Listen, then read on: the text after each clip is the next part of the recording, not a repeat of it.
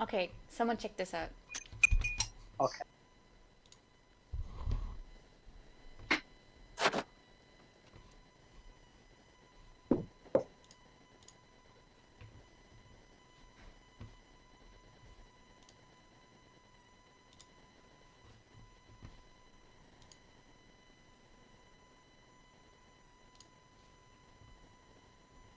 Are you online right now? I should be. It says live now, yeah. You're not. No, How's- because here went. Okay, no. 69 followers. Nice. Ooh, how's the sound?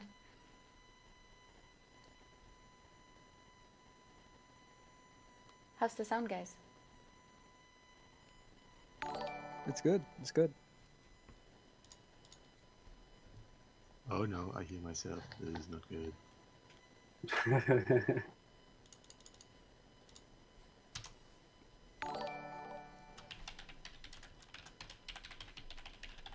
Now you have more followers.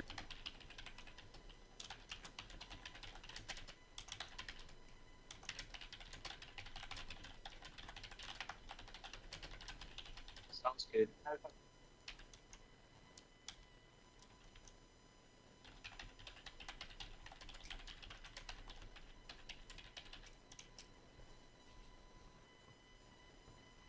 Perfect. Thank you, guys. Let's go down there. Alrighty.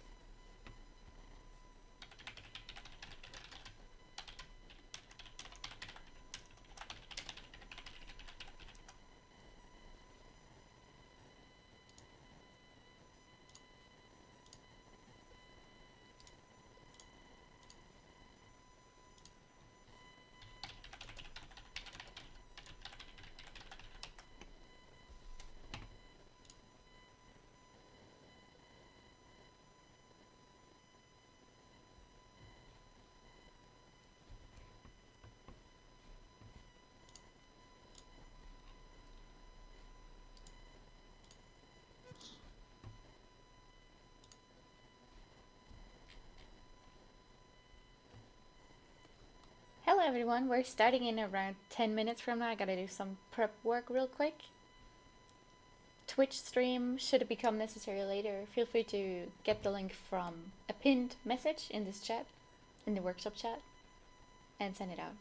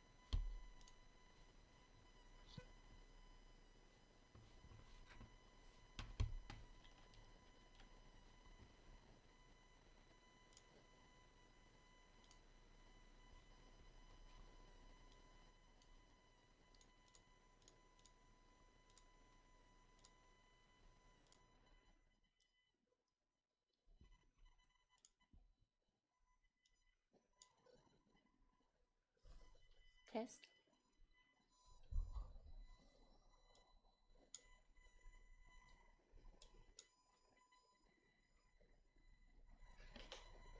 Audio test. That should be fine now.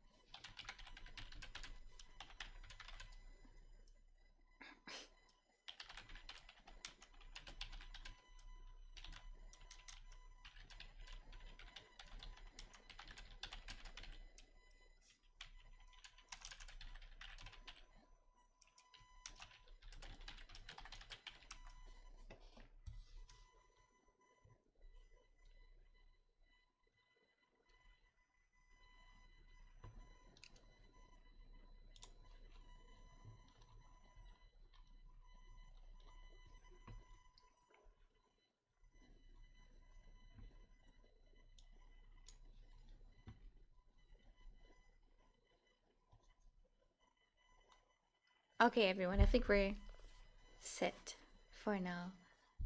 As this is a workshop, feel free to discuss amongst each other. Feel free to talk however much you like. Well, I mean, maybe not however much you like, but you don't need to be completely silent here. This is supposed to be a social space, so how is everyone? I'm good.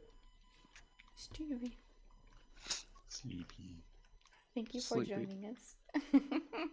For everyone on Twitch, we are hosting a class on the Becker Discord server. So everyone who you will be hearing is one of the beautiful members of our community. Don't get too confused. No. No.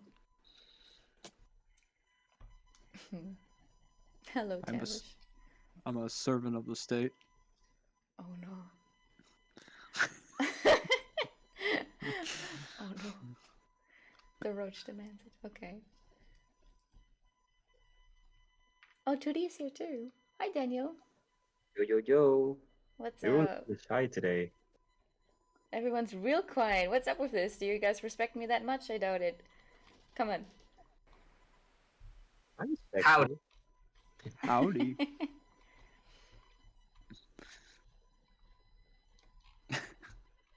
Oh no. Okay. Again, this is a workshop space, so what I would like you to do here, instead of if it was a class, as we did in the past, I'd like you to work alongside with me, and in the end, when we decide that we have had enough time to get something done, I would love to host a quick review. So just like a quick shotgun round, you can put your stuff in the chat, and I would just give you my thoughts on what you did wrong, what you did right. Probably a lot of doing right, because we are trying to get some knowledge today. So yeah, let me know once you guys are ready. I'm gonna sip my tea for a minute and prepare my canvas. What's your guys' favorite drinks?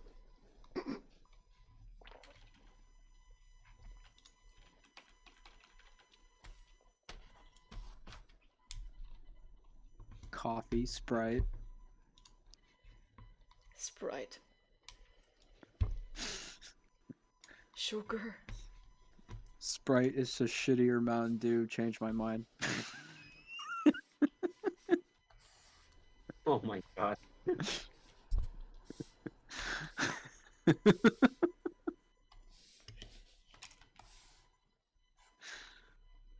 Never had Mountain Dew.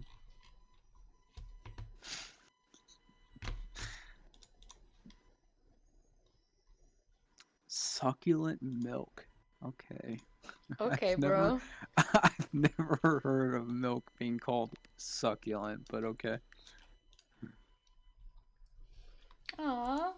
Chat members on Twitch are saying iced tea. We have two camps now. All the Americans are like, need more sugar, and all my Europeans on Twitch are like, no, iced tea, it's kind of unhealthy, but it's not the same. I mean, I literally just had some tea. So, I mean, I generally don't drink a lot of soft drinks. Is there a water gang where we just drink water because everything else just doesn't hit right? Dude. I mean, I'm part mean, of water. Yeah, water only. water gang Yeah, is some of these sugary drinks, they're too much for me. So I'm just like, let me just get that smooth, tasteless sauce. Just take a hit of the chug jug. You know what I'm saying? Listen, nothing is less tasteless. Nothing has more flavor than when you get like some cold water and it's got like the condensation on the outside of the glass. It's kind of stinging your tongue when you take that first sip. Hits different. Dude, special. I mean, It hits different. It hits different. I mean, I think what I always appreciate about the soda is like the feeling that the carbonation had, you know? I The like that. I like carbonation, that. bro. Yeah. I The like this. carbonation stuff, that sucks. It's like, it attacks your mouth. How do you even What? like that? It's Gross. good. It's Ew. good. It makes me feel things. No, so don't Yeah, my but God. like water, the way it just goes down your throat. Bro. Alright. Alright, what's up? What did you say? Carbonated water. True. Nah. I didn't expect this to get. No, I'm So okay with heated. juice. Yeah. How did we went from Like a Becker cup of design fresh- to water? Freshly squeezed. Okay, you guys. Okay, that's enough for now. All right. Yep. I didn't know it was. I didn't know it would be like this. I'm sorry. I apologize. Wait. Water gang. Remember Lack what water. happened? Yeah, remember what happened last time? People were very passionate about water. They got their subreddit banned. So, anyway. Okay, you guys, let's get some knowledge in here. I think you guys are too passionate about this. Oh no, the water gifts in chat. No. Sploosh. Okay. Boys and girls and other, are you ready for knowledge? Today we want to learn how to craft character designs from a silhouette workflow starting point. So what we want to do today is we want to introduce silhouettes into our comfort zone. That's, of course, a thing of repetition, a thing of practice, but we want to start and force ourselves to do it, because last time when Tavish was hosting a class, there were some people in chat who weren't sure how much control is the right amount of control when you approach something like a silhouette for a character design. So I want to aid you guys in the process of letting go, surrendering completely, and just doing all kinds of things, doing all kinds of brushstrokes, and then just going hard and deriving something from that in a backwards process. Hell yeah. Shape. So I ask you guys to lend me your ears for like 5 minutes, and then we will start working together. And again, I will say this because I don't know who was here before, so I'll just say it twice. At the end of this, when I feel like, and you guys also feel like we've spent a long time working, well, not too long, but you get it. I would like to do like a review session where people have the opportunity to post their work in the chat, and me and maybe some other people here who feel comfortable doing so can give you some thoughts on what you did wrong, what you did right, and what is the focal point of your design so far. We want to also, by the way, I will say this again, we're not also only going to do silhouettes, we're going to derive a design from that, a basic one, and then take that into a sketching phase. So the sketches are going to be our result. We will be looking at some examples in a second here. But again, I would love it if you guys would use this opportunity to make it a social environment in here. Help each other with some ideas, maybe doing research as well. I know there's a lot of ways we can approach these kinds of things. And there's a lot of things that we can learn from each other as well. So, yeah, this is a workshop. Let's work together, right? So, No. shut up. So get your pens, get your workspaces. We will be needing a medium where you can also erase or take away from your form. So you probably don't want to be doing this on your on your square pattern paper with a ballpoint pen. That has a place in your workflow. Maybe not when you do silhouettes, because you do want to have the freedom to, give and take. Will you show stuff on the screen? So I'm working on a tablet, so do I need to have it on split screen, or is it not as For the important? intro, I'm going to show you some things that I think are great directions to go into, but that's going to be like a 5-minute part, and then we will just go enter a demo part where on my screen it's just going to be me working and talking about what I'm doing. At that point, you are completely welcome. You're welcome to switch to your own workspace and concentrate on that. Because, right, we want to work together here. You don't have to just watch me. So, no worries. Who asks, what about using a pencil and eraser? If you feel like your pencil and eraser are powerful enough to have big blobs on the outside and then erase that whole entire blob and not get lost in just spending all that time making sure it's really gone, then yes. But I think you have an idea of what I'm saying. So whatever you feel powerful enough to use, please use it. The pencil power. Maybe I'll just use a mouse. Actually, not a bad idea, because the less control you have in the beginning stages, the more you have space to explore. in the next step of the process. So if you want to use a mouse, or if you want to, like, I don't know, turn off all your jitters, so like no opacity, no stroke, that can be very powerful because you want to be in a space where you are not making all of the decisions. Because that's where creativity comes along, in my experience at least. Relinquish all control. Let Jesus take the wheel. Yes. Or Cthulhu. Depends. Yeah, whatever you worship. Mhm. Twitch chat is asking, what is a design class? Let's just talk about drinks. No, we have given up on that. It was too dangerous.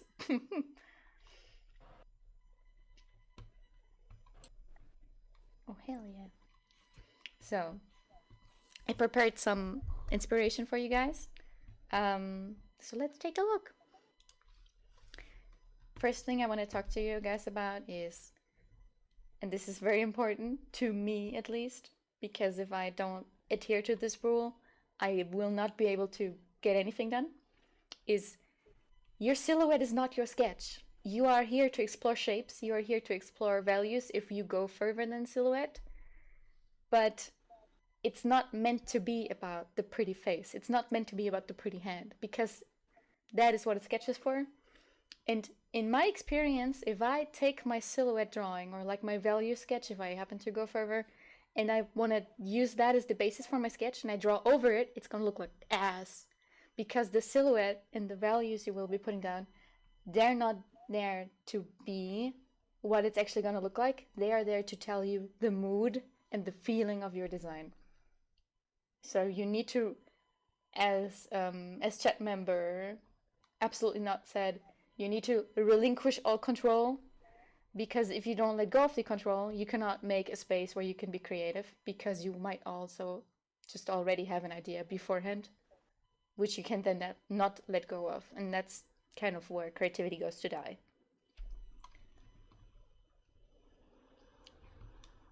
All right, I also put a note here, for those who were not there but are now here. Tavish, who is another one of our teachers, he's here too, hello, had a very good class on specifically the silhouette part and the designing of shapes on top of your silhouette if you use one base silhouette. That's actually a video that you can find if you go to the opt-in channels, which is below all the other channels in the server here. You will find instructions on how to join specific channels that are currently hidden from you. These channels you can just access very easily. There's a bot command channel right there, and you will find a command that you can use to enter his channel area, and there's a video of there's his demo basically that you can consult on that specific part of the process, which was very good in my opinion. So let's go. Some of you I just saw also just didn't know that there was a recording, because we did have some tech trouble of course. So yes, there is a recording, there is a demo, it has been put out, it's in the composition area of the server, so do that. Very good. He also has way more like working experience than me, so on that part I would rather you, like, you know, consult that demo instead of going by the beats that I will be telling you. So don't stress it. Remember, this is a creative process and there's many ways to do something. It's just that there's also many things that you can do wrong. So instead of focusing on the things that I do, focus on the things that I'm telling you not to do, because usually these come from a place of experience.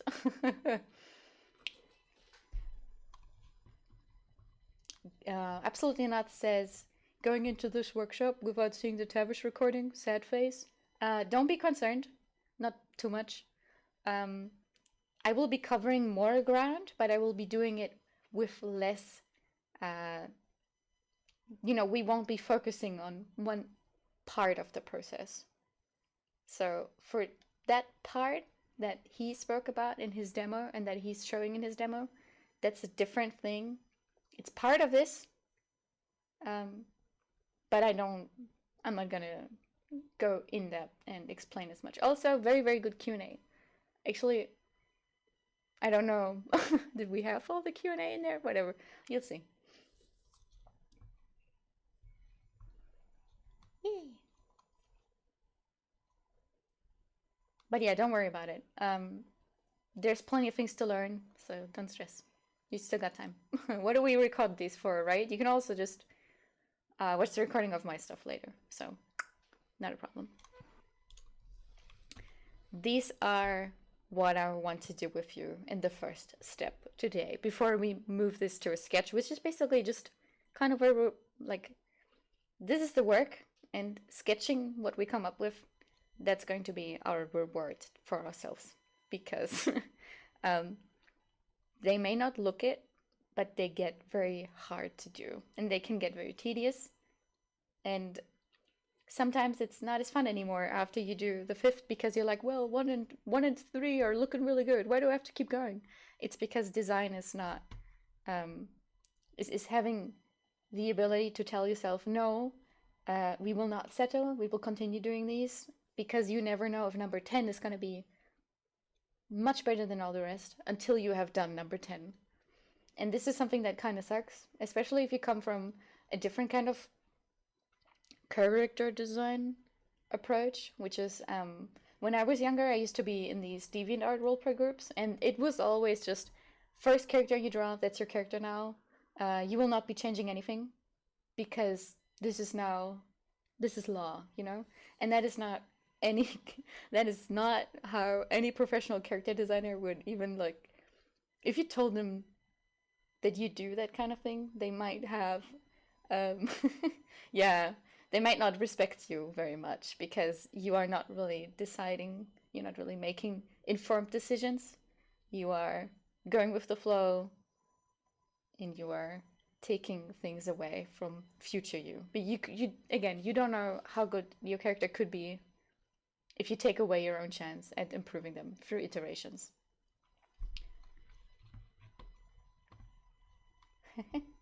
You guys. Okay, so again, what do we want to make in this workshop?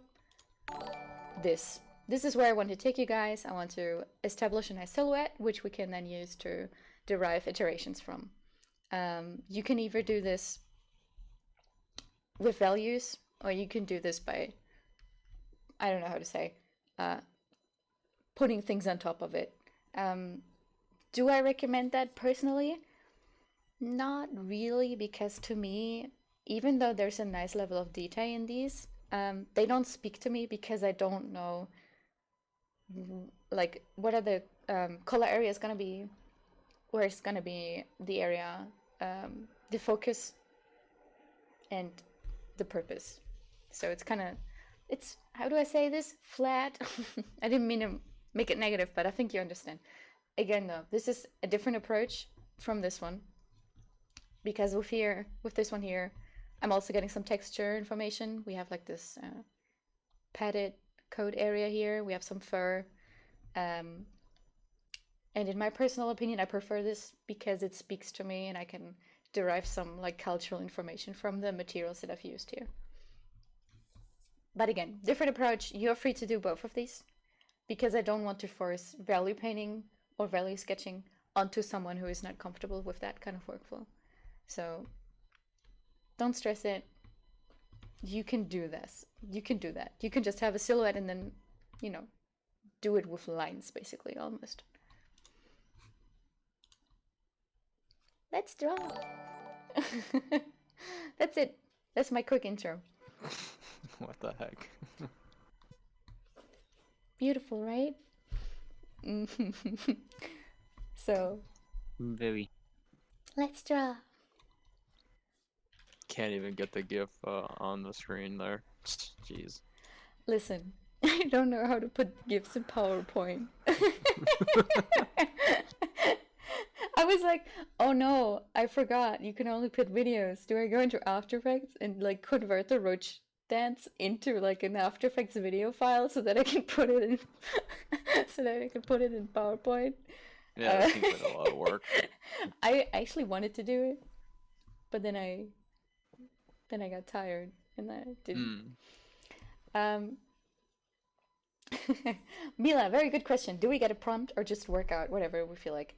I want to do research with you guys together. So this is how we're going to determine, you know, for the review part, I will know established a rule by which I will be able to tell if you made this character here or made it before, because we will actually do research together. Any reason why this is in the workshop room, by the way? It's in the workshop room because it's the workshop. We're all working. Space Dad. But it's pudding week. No, you're right. God damn it, I forgot to put a pudding. So let me pull up Pinterest, which is my research tool of choice. I invite you to do the same. Or, this is where I'm opening up two paths for you guys. Either you use the same references that I will be choosing, and I won't be choosing many because we should be using many. You can never have too many references because all of them can inspire you in a different way. But for the purpose of this demo, I want to have just two so that I don't have to use my actual reference software, which is PureRef. If someone could post the PureRef link in chat, that would be really good, because if you're looking to do well-informed character design, using a software like PureRef that is basically on top of every other window kind of software that allows you to easily copy-paste pictures into it and resize them and do all of that kind of stuff. You can even have it be turned black and white if you want to do just like, you know, value inspiration, whatever. But yeah, usually I am an advocate to use those always. For this purpose right now, I just want to have 2 or 3 so that we don't get too far into it, you know? Thank you, Millie, for posting the link in the Discord chat. So let's pull up our Pinterest.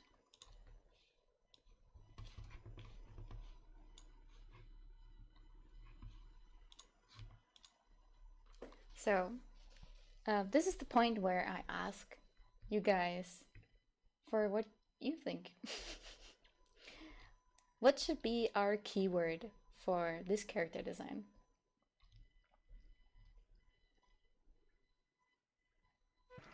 Monkey. Monkey. Eccentric. Or, Let's write them down, because you should always write your things down. Nothing is, like, everything that you have in your head is pointless until you put it down as word. Please, can we actually do monkey?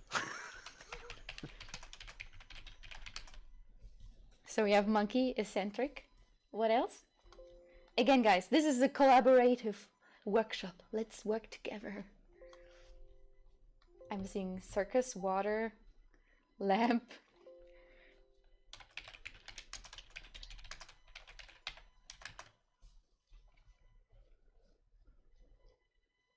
Cyborg. Quest giver. No, overseer. What did you say, Micro? A quest giver. Oh, I like that because it establishes in a relationship to our character. Monkey Pudding. cyborgs. Pudding. Butterfingers. Circus monkey. Space pirate. Maybe something like opposites or something in. Space monkey cyborg. Okay, people are really into Space Monkey Cyborg.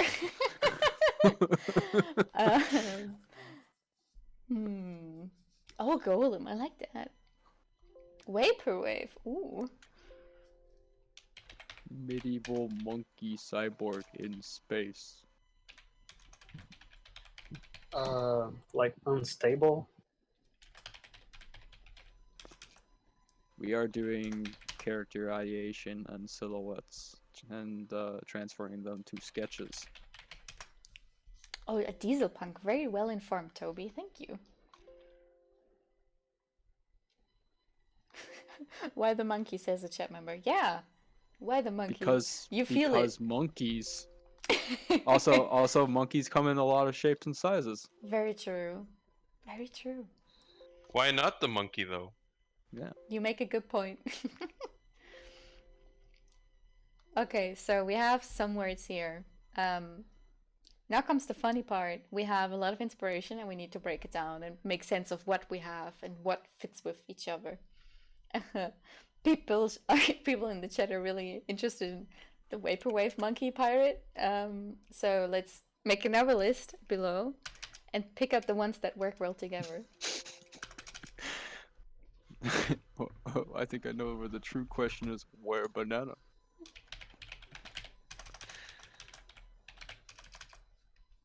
I apologize for the loud typing on Twitch, by the way. I haven't figured out how to do push to talk. That works for both Discord and Twitch, so apologies. There's no such thing.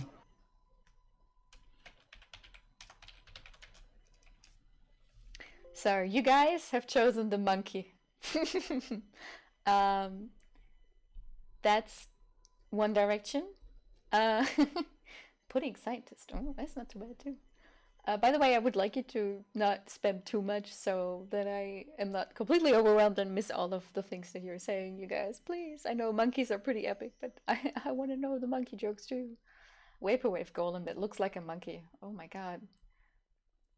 Okay, monkey. Oh, monkey sage. That's like a... That immediately brings things to mind. I'm like, okay, so I'm thinking like... Asian-ish, maybe like ancient and the like... okay, okay.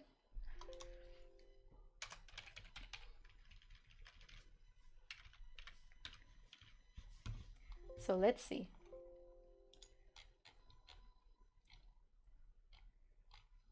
People also seem to like the Victorian prompt, the vaporwave prompt, and the golem prompt. Gothic? I guess that's kind of Victorian, but... So Sage now... vaporwave. Sage vaporwave is actually kind of cool. I'm thinking of scrapping the monkey one because I personally have already made some monkeys in the past. Oh no. And I have monkey fatigue. Oh no. I know. So let's exchange monkey with sage. What do you feel about that? Fine. What does sage mean? Wise old person. Yeah, like the wise man Oh. on top of the mountain who hasn't seen civilization for a million years. So Vaporwave. Sun Wukong? Huh? So Sun Wukong? Sort of.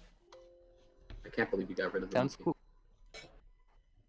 I won't forgive this Unsub, transgression. unsub. Got rid of The monkey. lack of monkey disturbs us. It's true. Okay, so I think people are really into the sage prompt as well. Monkeys. Oh no. Okay, you know what? Let's do a monkey sage. But let's keep either. Yeah. So let's keep either vaporwave or Victorian. You guys can decide. I'm for vaporwave. We have to keep vaporwave because of the Vaporwave.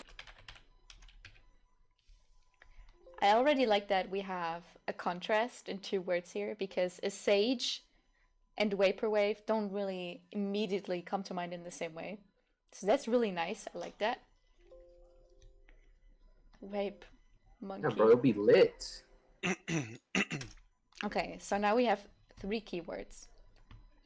What we now need to do for ourselves, this is something that you can also do in another technique. For example, you could do a word map, you could do like a hierarchy, where you establish which of these is more important to you in another visual way.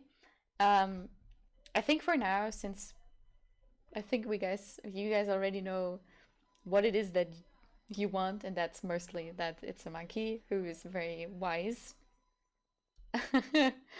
but also vaporwavy.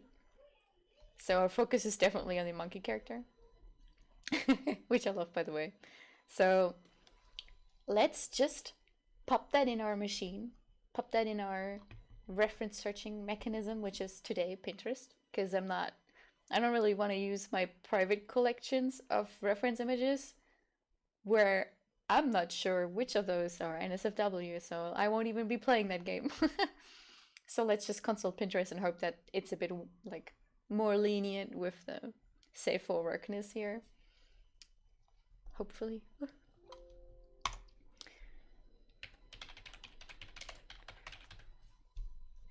So let's go.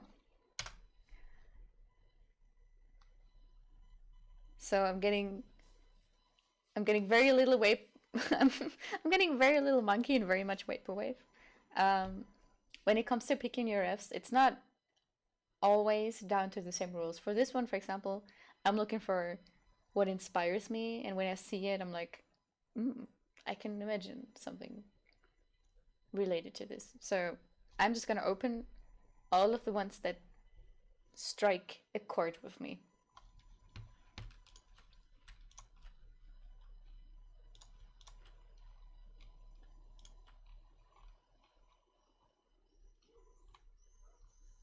I can already start narrowing it down by being like, okay, things that are interesting as vaporwave, but then I can also imagine could be easy to bring it into my overarching concept. Please look in chat. Oh my god, Steven! Okay, he just sent me this. That is lit. So this is gonna be our vaporwave and monkey main reference now, because that is what you have decided. It's too late to go back. Did you leave the sage idea?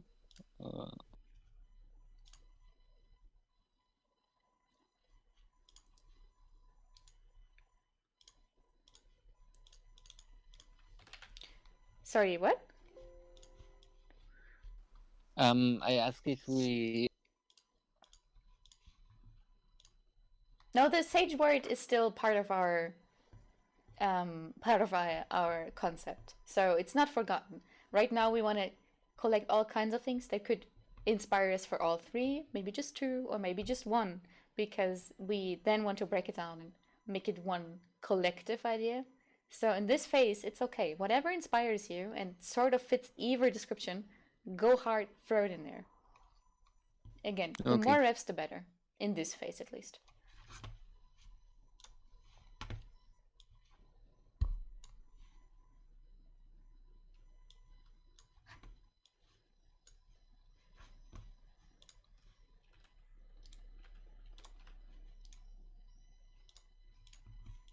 Oh, that's a video.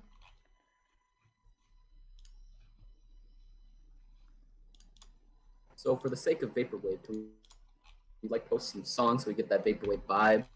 Oh, you know what?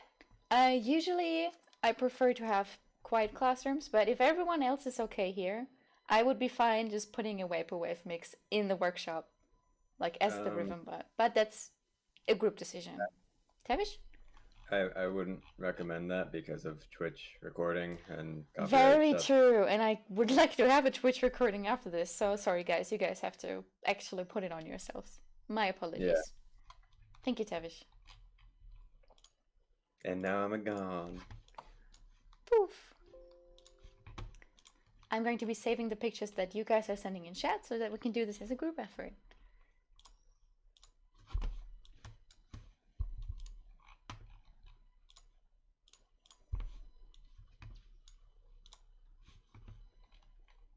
Cash Money sent some very interesting pictures.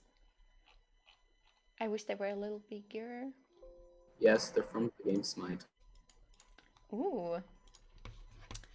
Love this guy.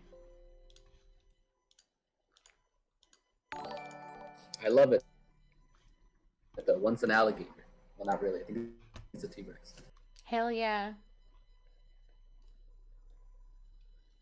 All right.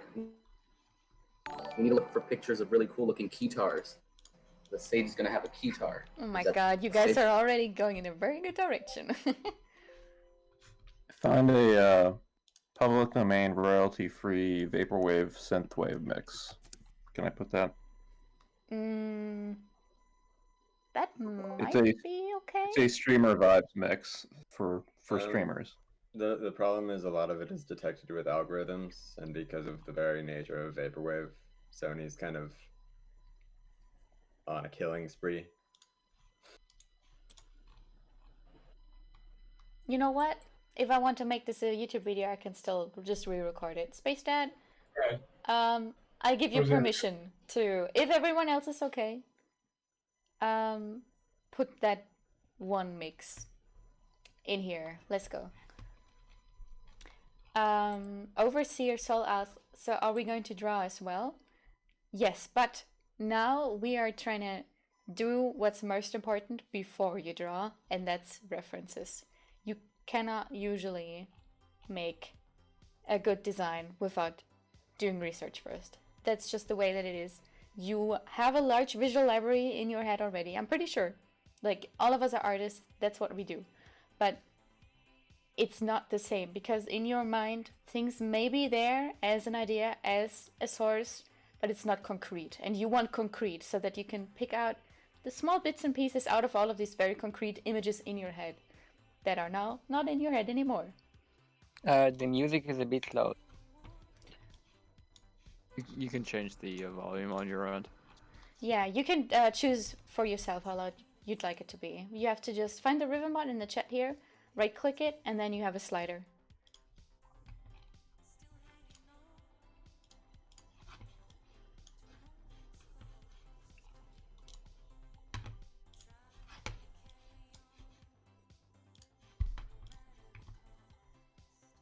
I really like that our user ANR is sending actual monkey photos, by the way, because when you look for references, depending on what you want to work on, it's usually a good call to go for real life things, real animals, real clothing, historical artifacts, because they have a different quality of, how do I say this? It's very...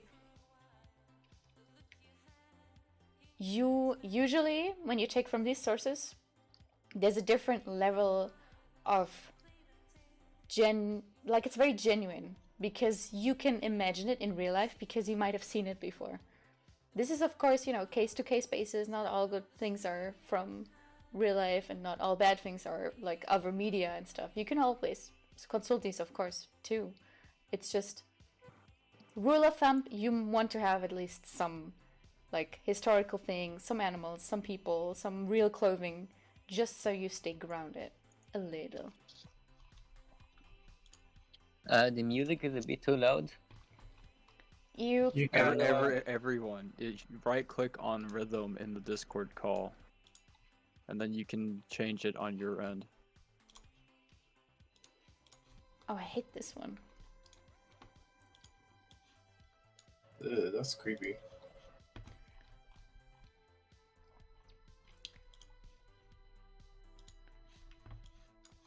Some people are sending the monkey sage character from, I think, Chinese mythology. Oh, Monkey King. Dude, love it. Sun Wukong.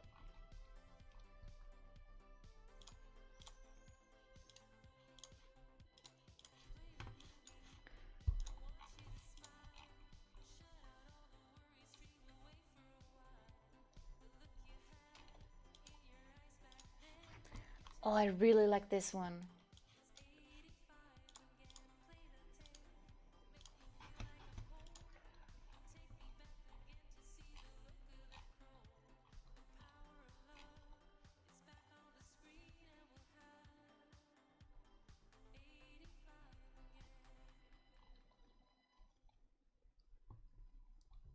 I really like this. User Horuho actually posted sage as in, you know, the plant. I really like that. Might find a way to put that in.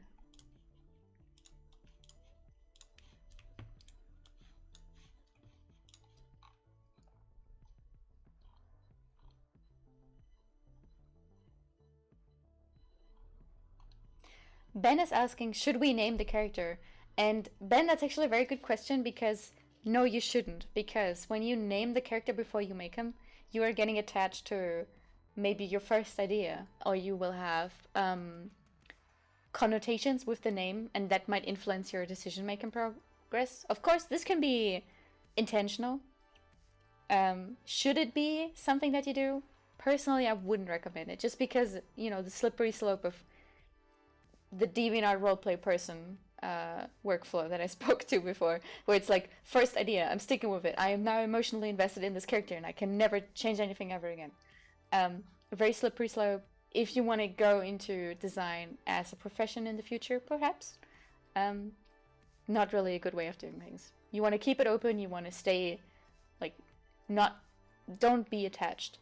There's room for that later, not in the beginning. Ideation is all about being able to discard any of these ideas.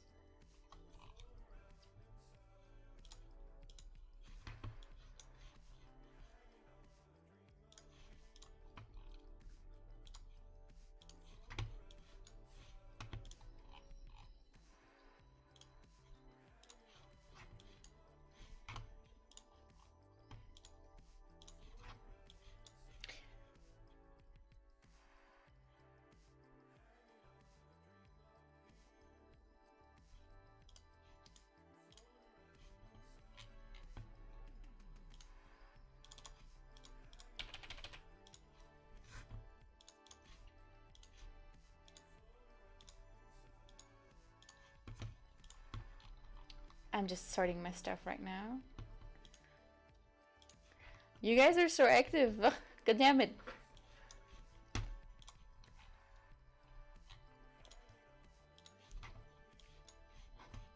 I really like this monkey species because you have that nice, beautiful red coloring in the face. That might be very fun to work with. How come you're not using pure ref the entire time, or are you just like saving these images individually? I'm saving them individually so that we can then go for 2 or 3 pictures and just work off of these so that we don't get overwhelmed.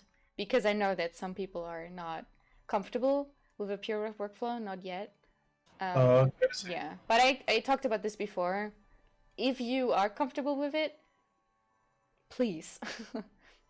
It's worth it. Please download it. Please give it a try. Just, you know. I think we have some... Yeah, thank you, Costa. Good call. Yeah, I think we have some inspiration for now. I think this might be enough. Thank you, everyone, for participating. Let's go.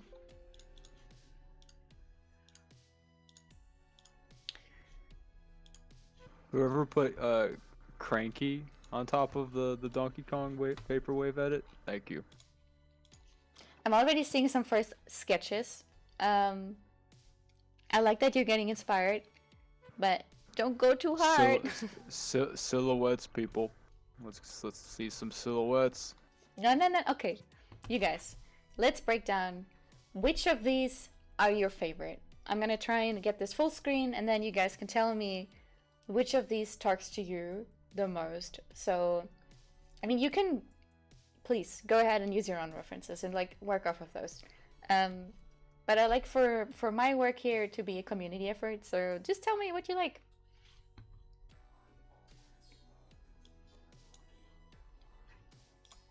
I think I really like the Jikokuzani monkeys. This one. So I'll just be putting aside the other monkeys.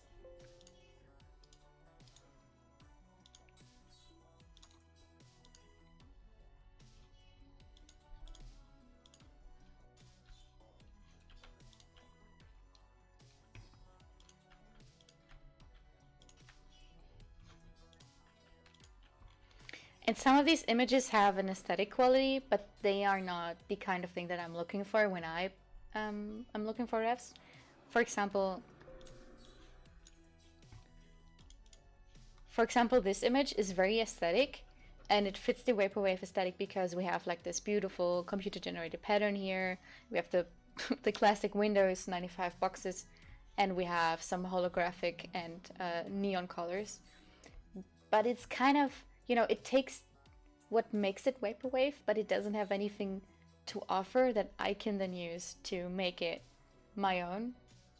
So for me personally, this one has to go.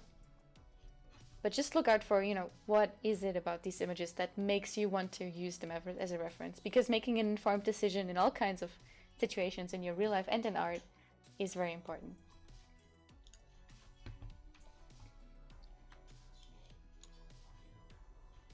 Same for the Monkey King images. They're very nice, but I don't want to have my character be based on the Monkey King myth.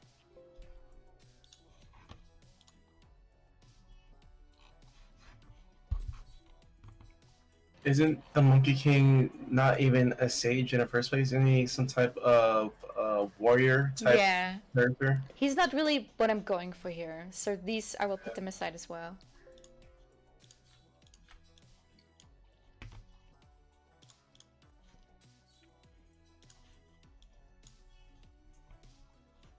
I really like this sage image that someone posted. That's like an actual, I would guess, Native American, perhaps?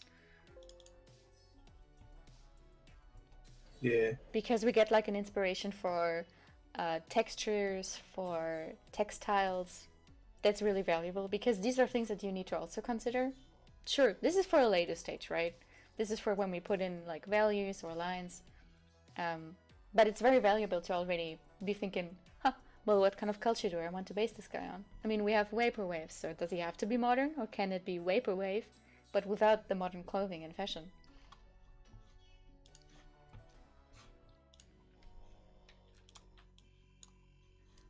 Our sage needs to be dripped, man. Give him that vaporwave drip. I want to talk about this one as well. By the way, if I pick out the references that you sent and I say something negative about them, don't worry about it. It's not because I think you are not very smart or because you're not good at picking out refs. I'm explaining why I would personally not choose these. So this is a sketch or a line work, and it's an artwork. So again, working from this kind of thing, sure, it can inspire you, and that's very valuable, but you have to be careful that you don't end up copying the things that you see or being inspired for things that are not just being inspired for not an idea but to draw in the same way. Or perhaps you're like, oh, I want to replicate something that has this vibe, so you end up just working with the same type of maybe technique or these kinds of things. You don't really want to influence yourself in that area, at least not for me. So I would put this on the side.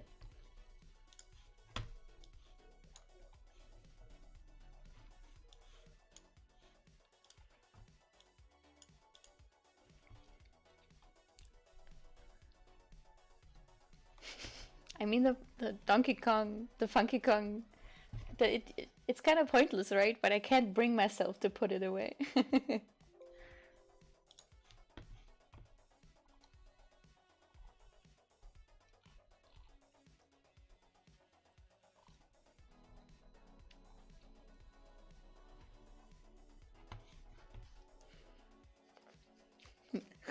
Sad E-Girl says, I don't have enough power to dispose of the funk, and that's true, I don't.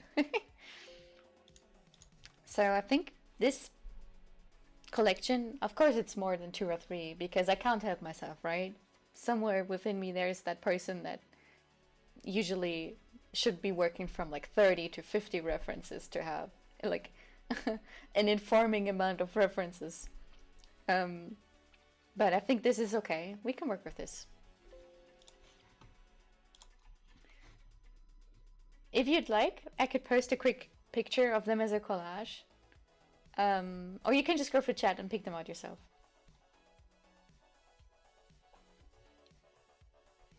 The Twitch link is in the pinned messages for this challenge. Channel. Thank you. So if you hit the pin icon in the top bar, there's gonna be some messages. One of them is my Twitch link.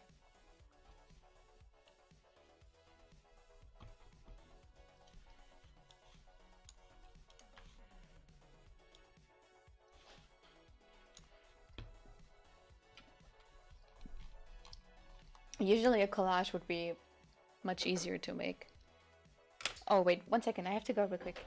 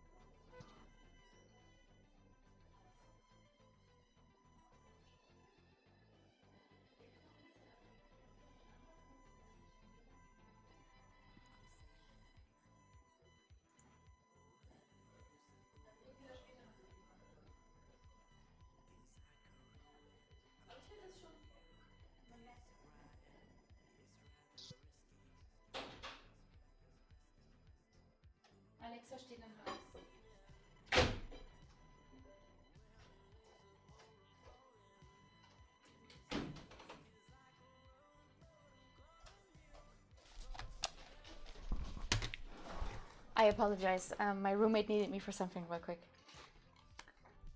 But I am back now. Welcome back. Thank you.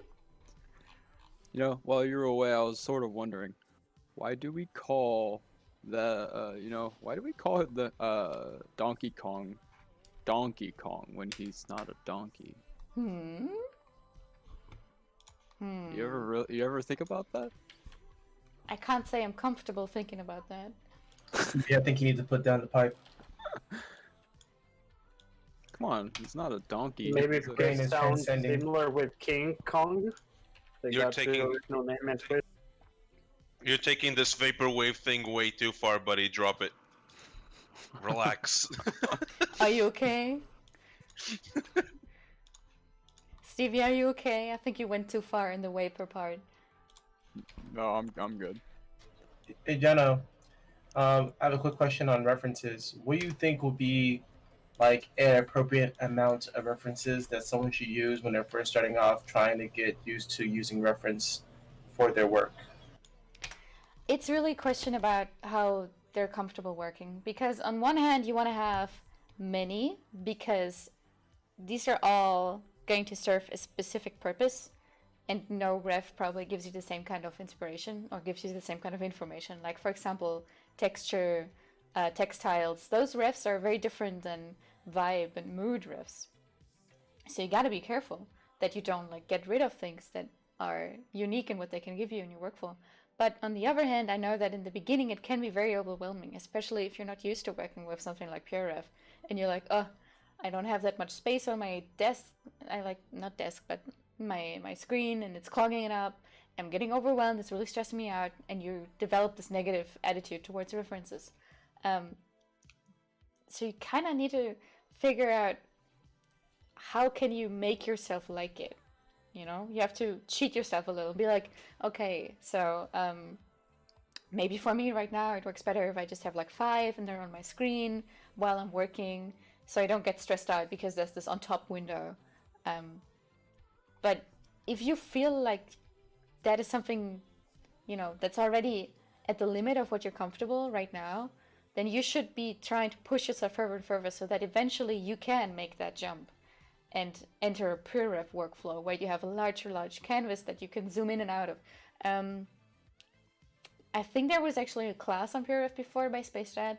I'm totally fine hosting another one later at another time where we go further into how to use PureRef and be comfortable with it, you know, just defeating that sense of getting used to new software, getting used to having something on top. It's kind of hard, but I believe in you. So I'm just making the collage right now.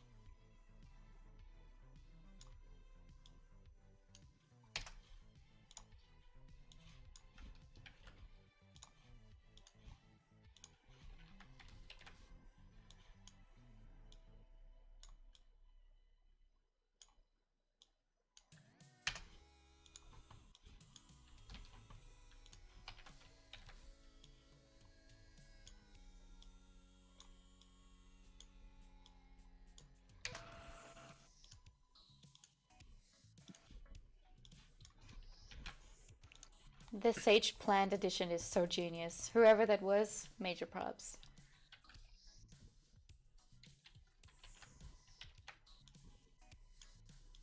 This workshop is for silhouettes and character ideation. Taking things from a silhouette to a point where we can start sketching, basically. Right now, together with the community here on Discord, we selected references that we want to be using as a base for our process. So that's what all this is.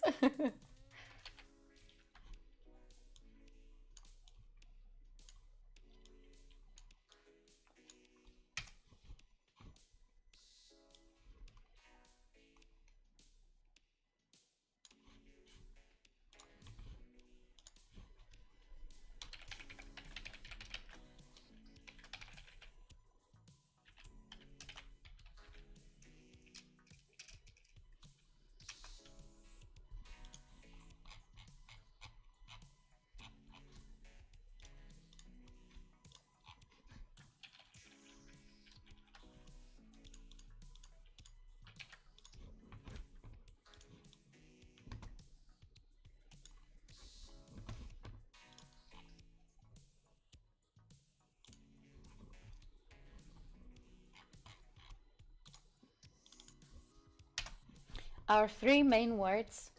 This is again a point where you should start writing things down, because I want to say this again. If something's in your mind and you think you are aware, that's not good enough.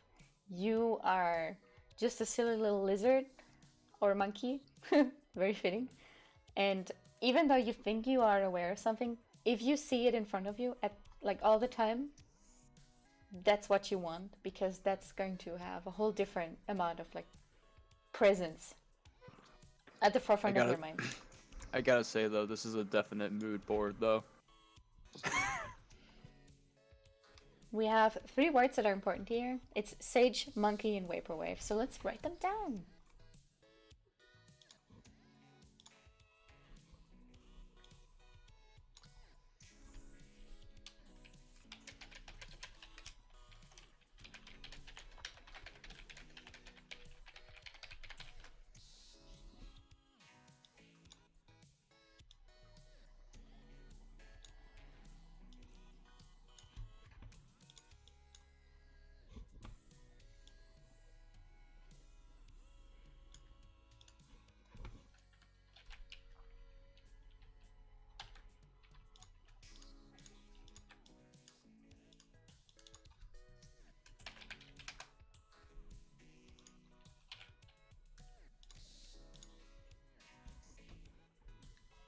So, okay, we have our basics down here.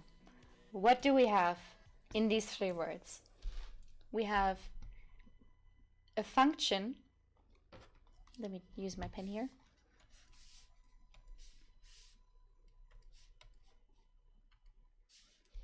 This is who he is. A sage. He's wise, wizened by time, experienced beyond his years. And then we have... He's radical. Oh no. And then we have, what is he? He's a monkey.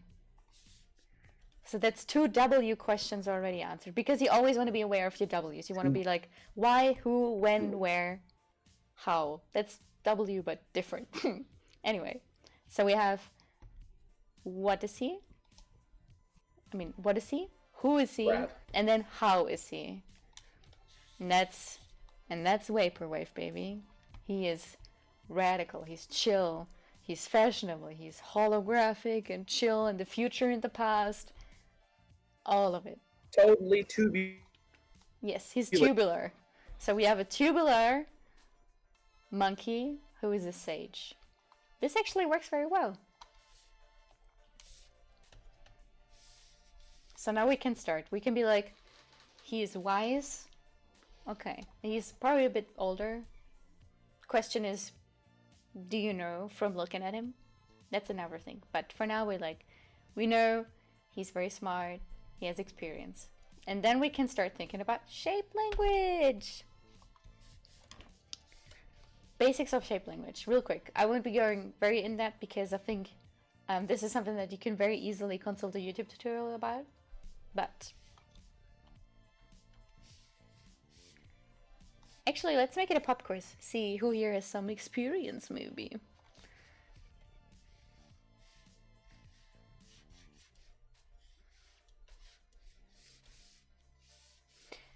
What does the triangle stand for in the three basic shape model?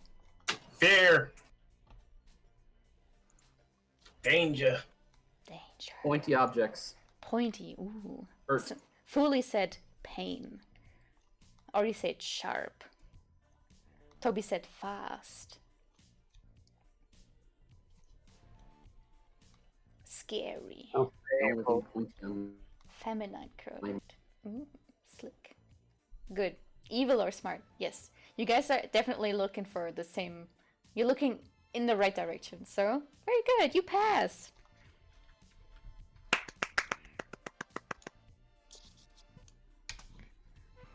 So that's one of the 3 shapes down. We got this one.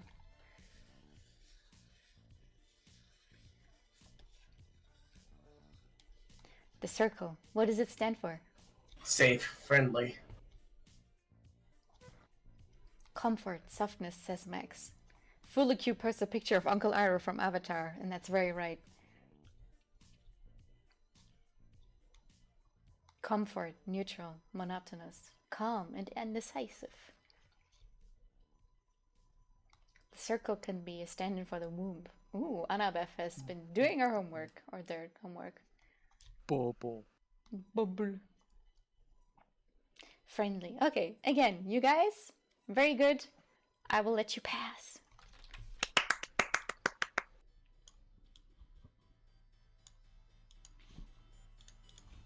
So for the last one.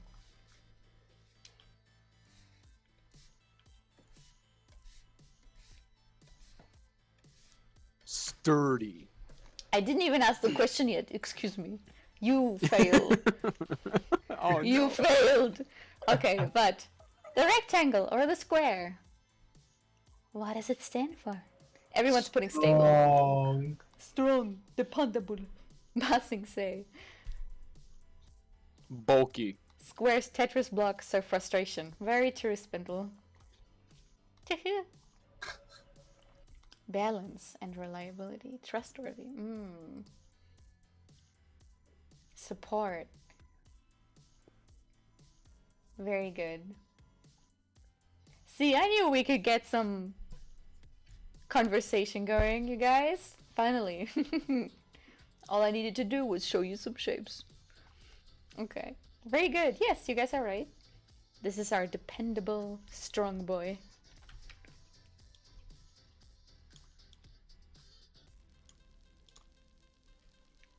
So now we have 3 shapes. And from now on, everything you do, because this is the point where I'm asking you to take your pen in your hand and start drawing. From now on, all I want you to do is be like, we have a monkey, who is a sage, who is, like his how question is vaporwave. How does he do it? He does it vaporwavely. Being smart and being a monkey, he does it in a vaporwave way. Because again, our monkey is our character, the sage is his role and his function, and the vaporwave is his adjective that describes everything he does and every way he looks.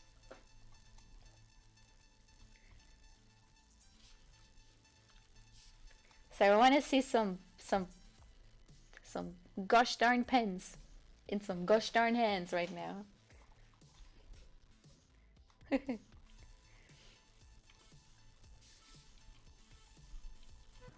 Reject modernity, embrace vaporwave.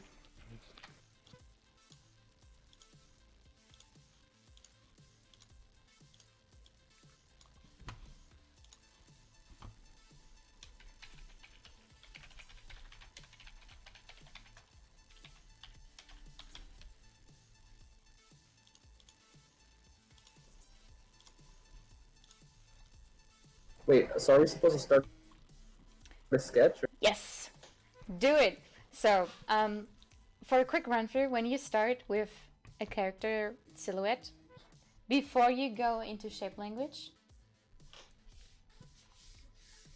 you want to be focusing more on the what, like the who, the monkey, because this is kind of why I wasn't sure if doing a monkey character was very smart, because you have to consider monkey anatomy. At this point, of course, we have like an anthropomorphic monkey here, so you can play around, and if you're not very confident in drawing monkey arms and monkey legs, not a problem. So when we do that, we want to be focusing on that for the first step, just because of that little added piece of difficulty that you've given us, you guys. So sort of like a hunched over stance, and some hand-like feet. Most likely, that's what we want to start with.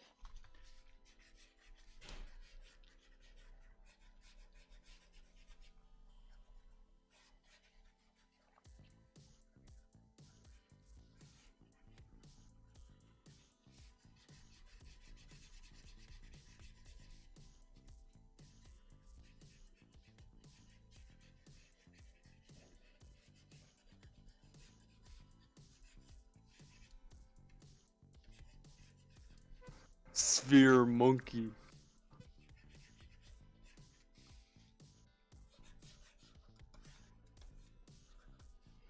Oh my god, Stevie.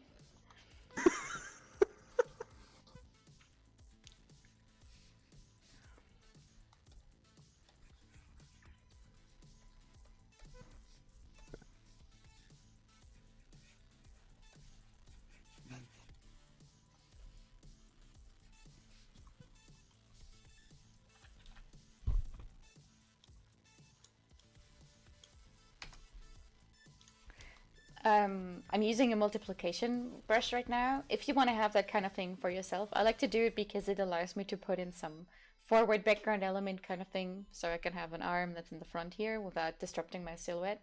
This is cheating, of course. So let me do one without. If you, by the way, if you'd like to have a multiplication pen, if you work in clip, this is the way to do it. You can apply the same way of getting there in any other software, I'm pretty sure. But I'll just walk you through it right now if this is something interesting to you guys. You have a pen, any. You can do this to any type of brush. And then you go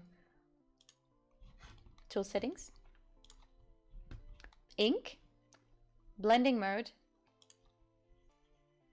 and then you can make it, for example, multiply or linear burn. I'm using linear burn because it's more, you know, it doesn't matter. You can do any type of multiplication or burn mode. And then you exit out of it and you have it set as multiply or linear burn in this case, which is indicated by this part of your tools. So let me do one without that cheating.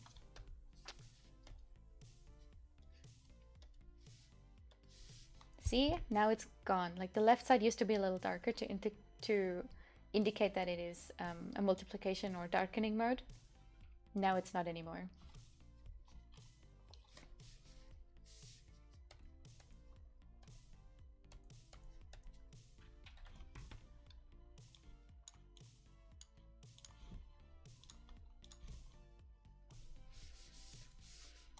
So when I start these, I always look at one of the references that we gathered, and I'm trying to get inspired by it. So for this one, I was thinking, oh, so maybe like an older and more ancient Asian country kind of monkey sage. The vaporwave part, I didn't really consider that so far because that's our aesthetic, so it takes a backseat compared to the other two parts of our character. That's why I made them different colors. Also because vaporwave being pink makes so much sense. So now I'm taking it different. Vaporwave is life.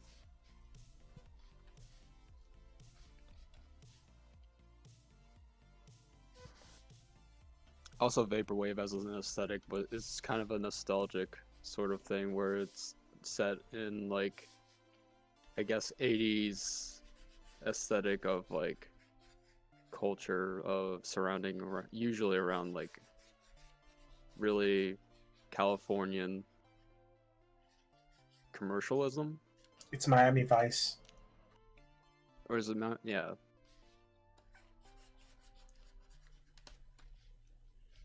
Now I'm trying to make a more extroverted design.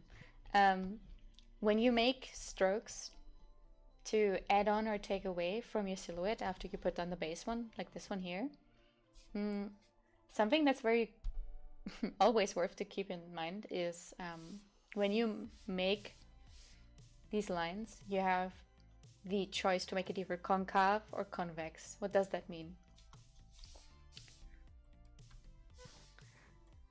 It's easy to think of if you think about it like, which way does a cave go? Yeah, concave. Ha! Yeah, get it? Get it? So you can always be like, I want a shape that cuts into the negative space, so it goes like the outside of my silhouette, because our negative space, which is, by the way, all the space on the outside of our form, of our shape, right? And our negative space also matters a lot, especially in a silhouette, because it can determine how some parts of our character design or like prop design, whatever design, any type of design, to be honest, how it's determined, because it can be suppressive, it can be extroverted in that it cuts into the negative space, which is also part of why triangle shapes can be very, very oppressive and dangerous. Because it's like, oh no, the negative space is being hurted. Ooh. You know? Math is in everything, as Stevie said.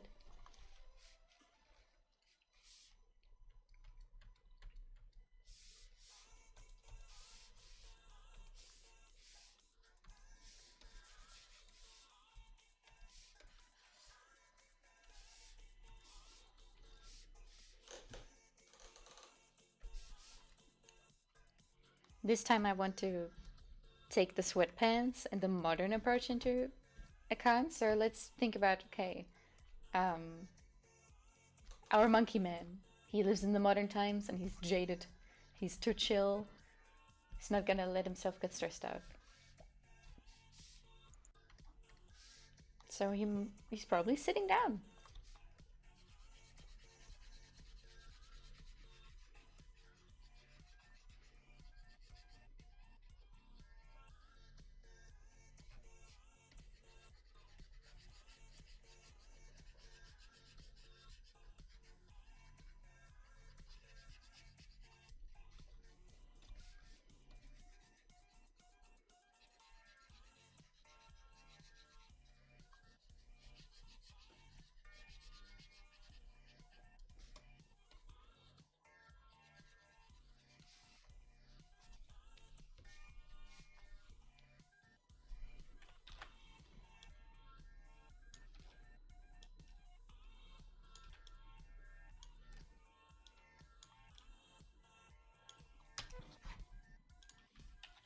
That silhouette kind of looks like the monkey is doing the the John Lennon funny walk dance. It's true. Or- The reason that I chose this smaller brush for this one, by the way, is to show you that there's so many approaches that you can use to make this kind of thing happen.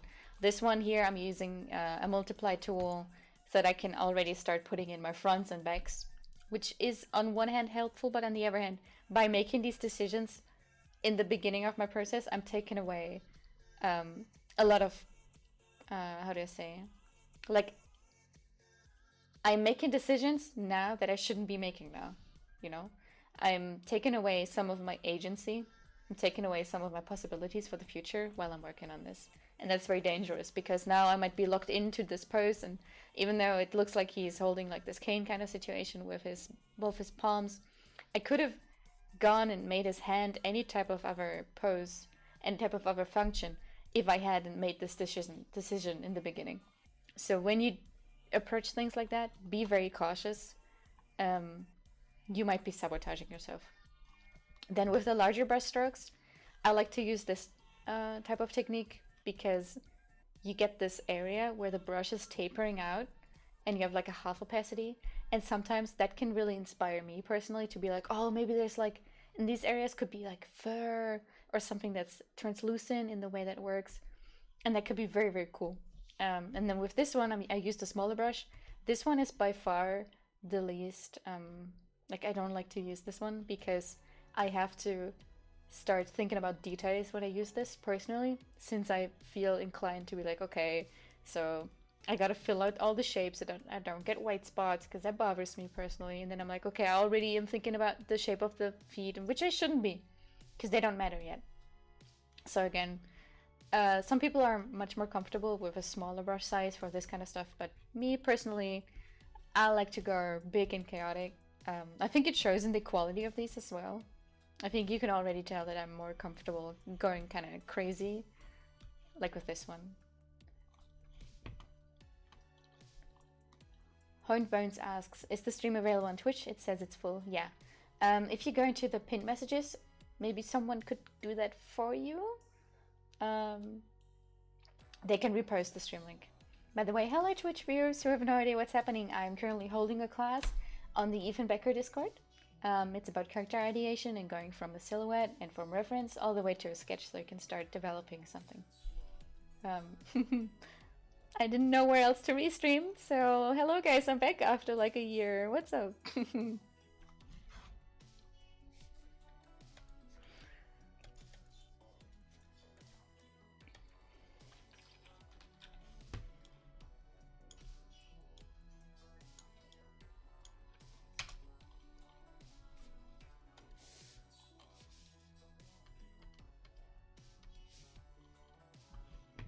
I'm starting to see some first results so far, and I'm really excited because these are looking great. I see a lot of potential.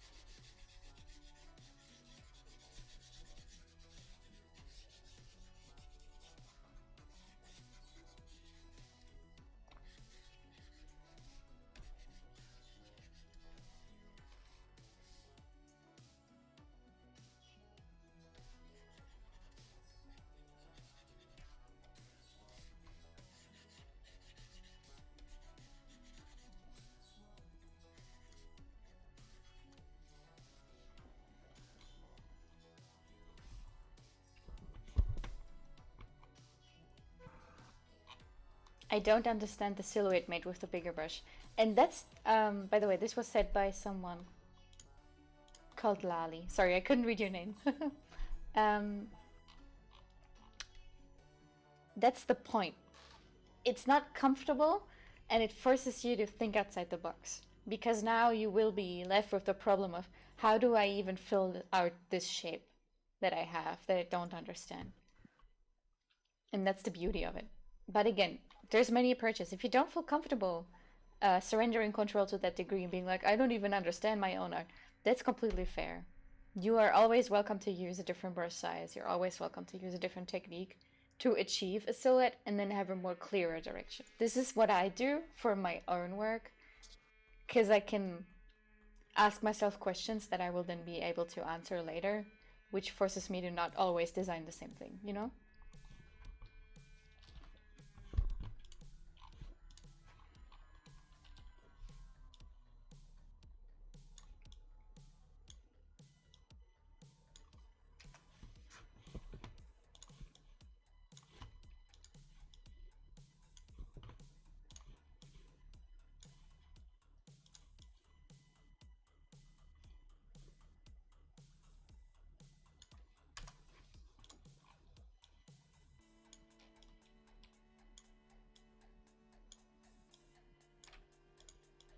So how many of these are we supposed to shotgun out? Are we supposed to like focus on a few that we kind of sort of like? It depends. There's several ways. There's several ways of approaching that kind of question, because you need to be deciding whether you want to have many silhouettes that are sort of softcore and chaotic, and then later you go in and like spend some time on them, or if you want to have one or two silhouettes that you flesh out a bit more with some interesting base shapes, and then go in and give these the business, you know? For example, if you go and consult Tavish's video, which is in the Tavish corner, you can get there by going down to where it says opt-in channels, and you have a command list of bot commands that you can use to go to some channels that are currently hidden. So they don't clog up the server, because we used to have some trouble with that, but you will find a command that says tav, I think. So you can then go to any bot command channel, put that in. You'll be shown Tavish's corner. He's another teacher on the server here, and he has a video where he does some exploration based on one silhouette, if you want to go for that kind of workflow. But for now, absolutely up to you, whatever you feel like. Me personally, I would probably recommend you to do many, so that you can have many base silhouettes to choose from for the one that you use to further explore. Because in a professional environment, I cannot say this from experience because I have not worked professionally with this kind of stuff, so take it with a grain of salt, but I'm pretty sure you would hand them a whole page of these, and then they'd be like, okay, I kind of like 3 and 7 and 12. Can you make something happen with those? And then you generate your base silhouette for a further exploration out of a whole catalog. You know?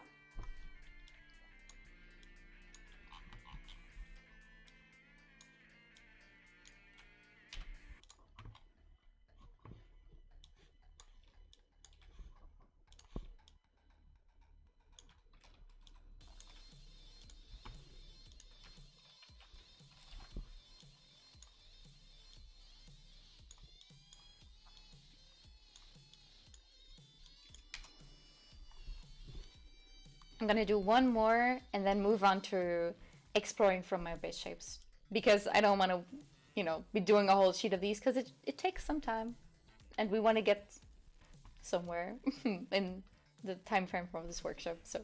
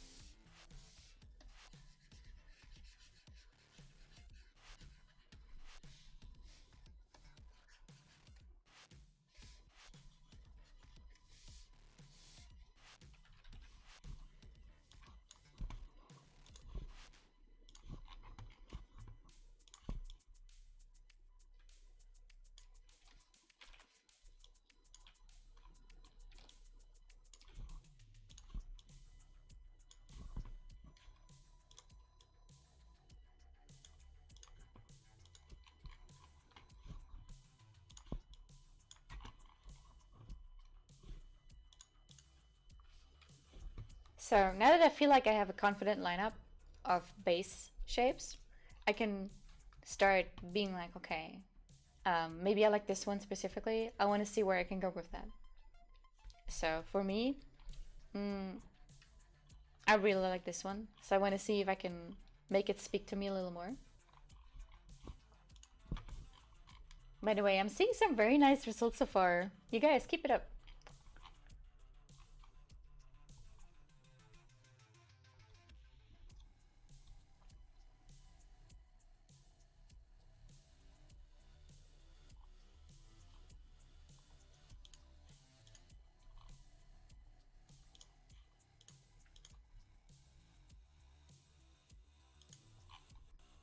Nice. Okay.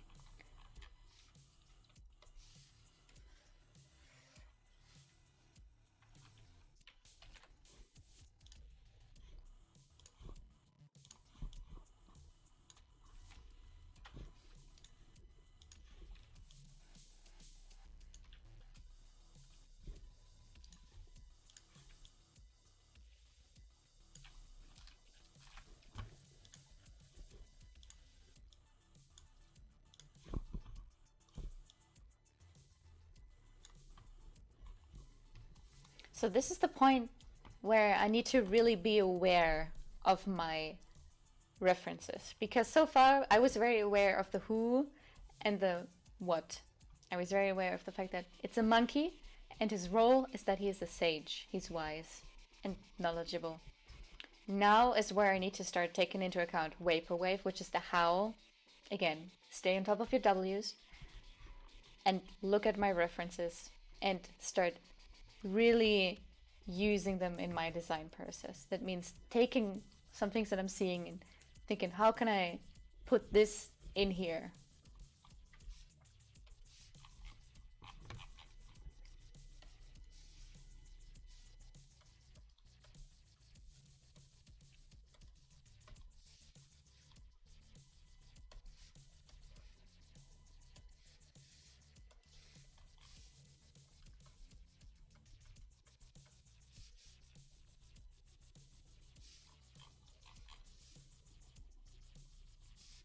So maybe I can pick up the sage motif in this one and the jungle hut and be like, okay, maybe this is a sage, but instead of a mountaintop coated in a kimono and with a long beard, he lives in the jungle. Which also gives us another rule, because when we start on a design, we need to have established rules that we adhere to. These are basically things that you're telling yourself, and after you've said it once, there's no way of backing out of it again. So you want to be like, okay, I just said he lives in a jungle. Jungle is usually a subtropical, tropical climate.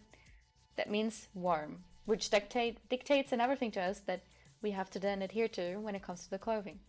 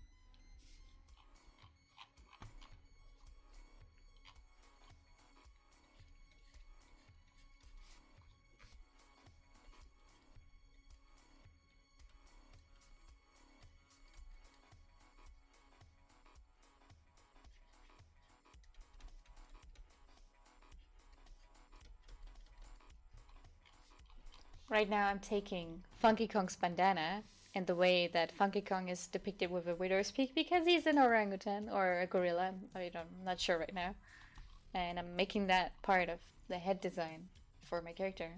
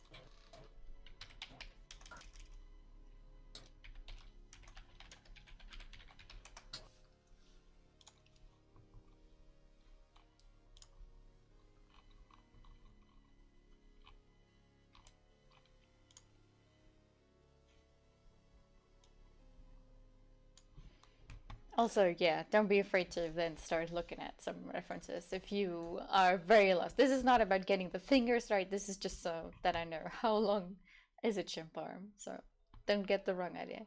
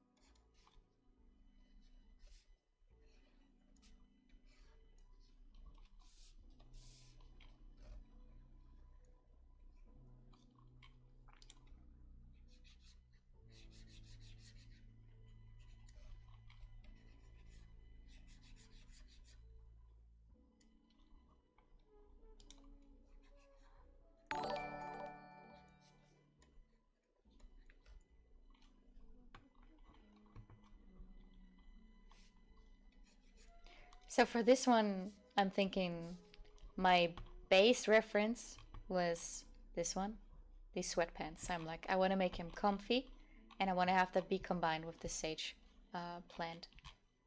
These are the two that I'm kind of channeling into this, together with Funky Kong's beautiful attire. How could I not? So what I did here was I wanted him to have some clothing because he has the pants, but we already decided that it would be a warm climate, so he is topless chimp man, and he has the sweatpants as well as this probably some kind of coat. Right now I'm vibing with the idea of having the coat be made out of the sage plant, or perhaps some other jungle type of thing that would indicate where he comes from. Because when you design these things, I mean, I said before that I wouldn't be going into detail on things like the other rules, like having the big, medium, small shapes, together with things like thinking about the origin of all that you put on your character. Other rules like the 70-30 or the 60-30-10 rule, which pertains to the values. These are all worthy of their own class.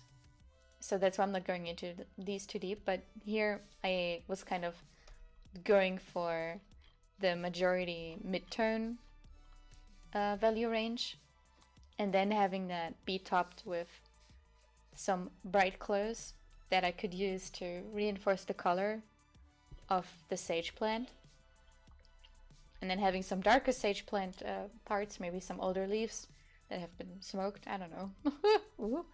And using these as like an arm adornment on both sides.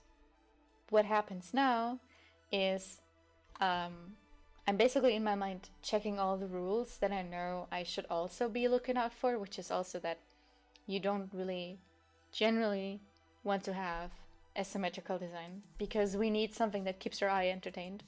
And having something that doesn't fit with the rest, having something that is asymmetrical next to a completely symmetrical design. For example, Han Solo is a really good example for this.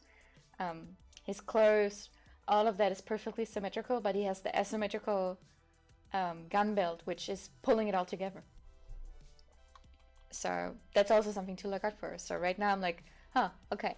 So he got his like badass cap, he's got his widow's peak stolen from Funky together with those glasses. How can I make this guy pop a little more?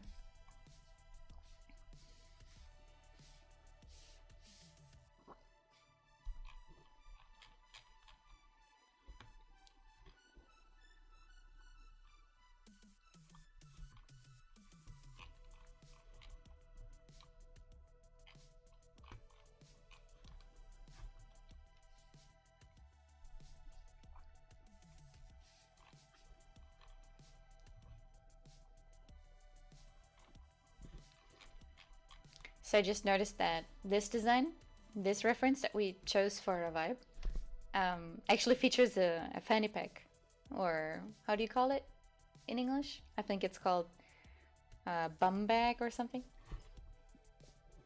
So I'm gonna try and explore that. It's fanny pack.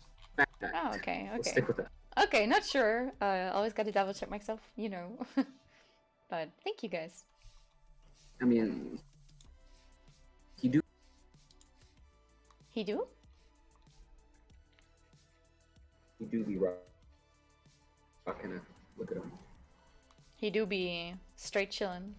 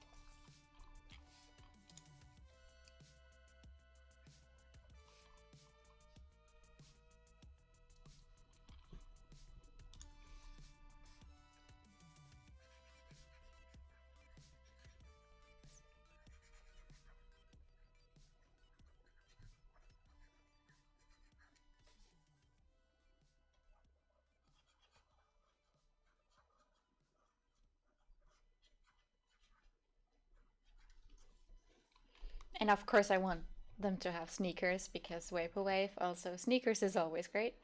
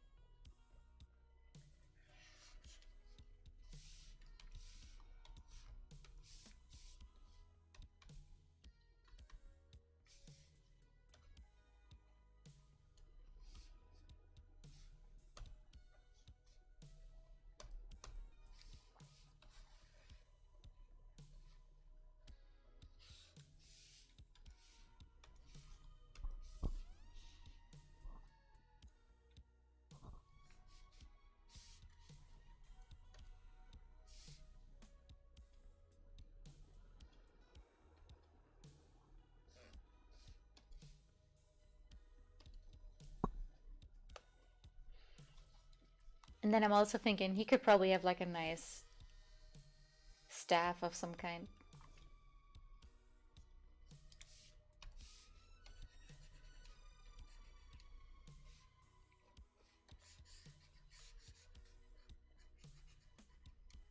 Maybe it's like a tiki torch because he does live in the jungle and he's got like a nice little...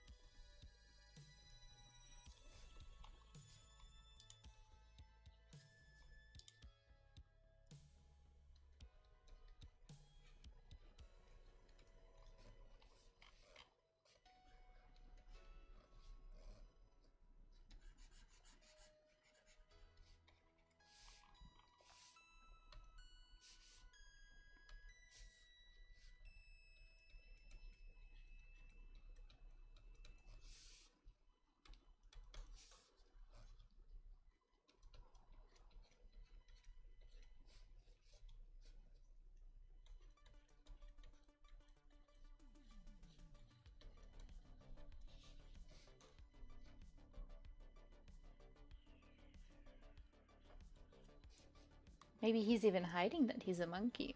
That could be interesting to explore.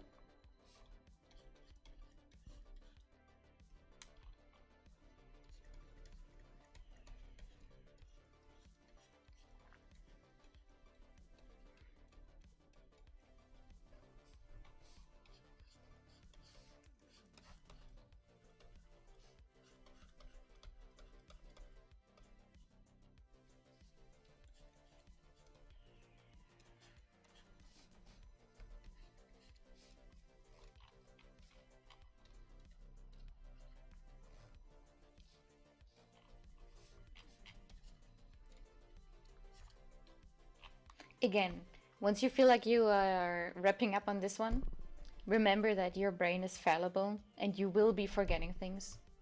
So do go back and write down the things that came to your mind while working on this. So I'm putting Sage for the arm things because I didn't, rendering out plants is not what I'm here for. I'm here to put down the shape and then make it in a way where I can later trace back my steps and be like, oh right, this was meant to be Sage. Some like Sage, the fanny pack, this one. And now I'm just gonna keep doing that until I feel like I have a secure base that I can abandon for now.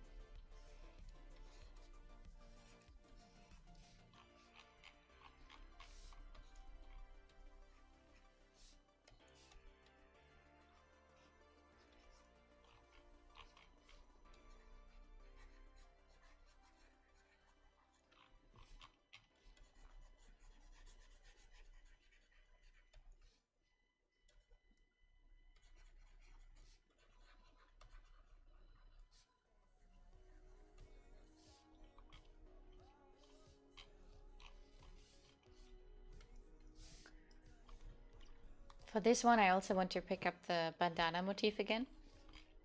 But he's more powerful, strong, wise mentor who's training you to be a powerful, kind of like the guy who trains you how to fight at the start of a game. This is kind of the vibe that I'm going for with this one, together with making it more ancient China, ancient Japan, like this one, and the one that's up here.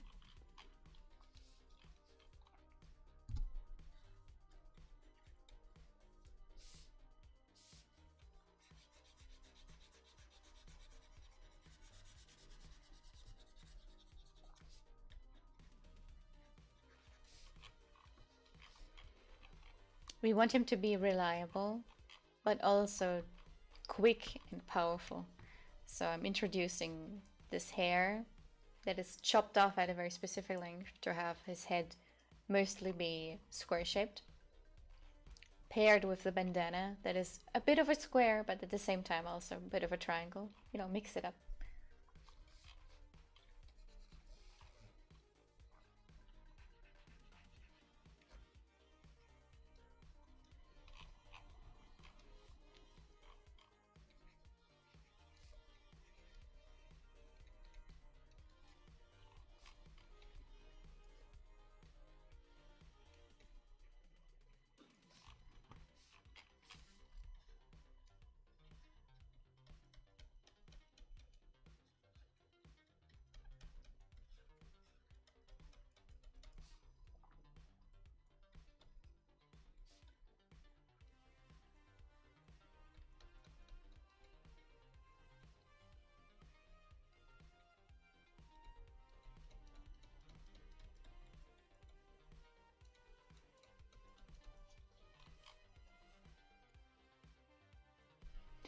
Anna is asking, I end up deviating from the original silhouette. Is that a problem when working on this method? Depends on the rules that you set for yourself. Personally, I also like to take away and add, as you can see from how much I deviated from my original silhouette in the cool tropical jungle stage. Right now I'm staying more in my comfort zone, which is to push a little less, introduce some more basic shapes first, and then going into the more detail-based approach like this.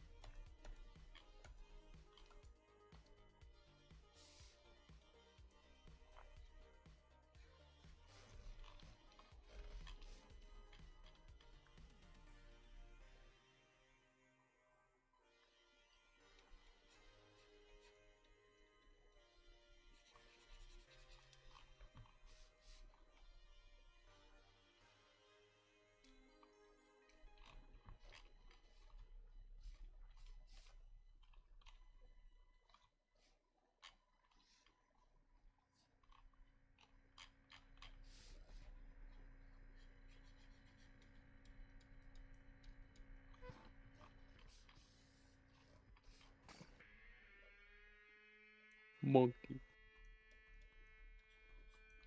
Monkey.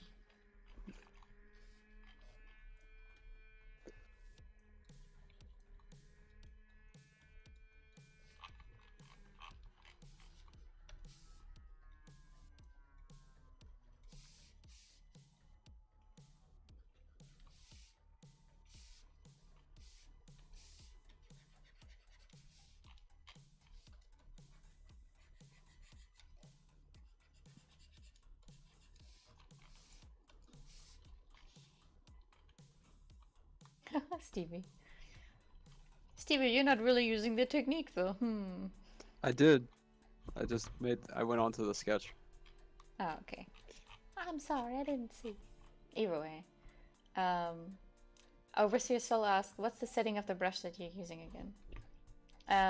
It's a textured brush with almost like the hardness is almost all the way up. Let me show you.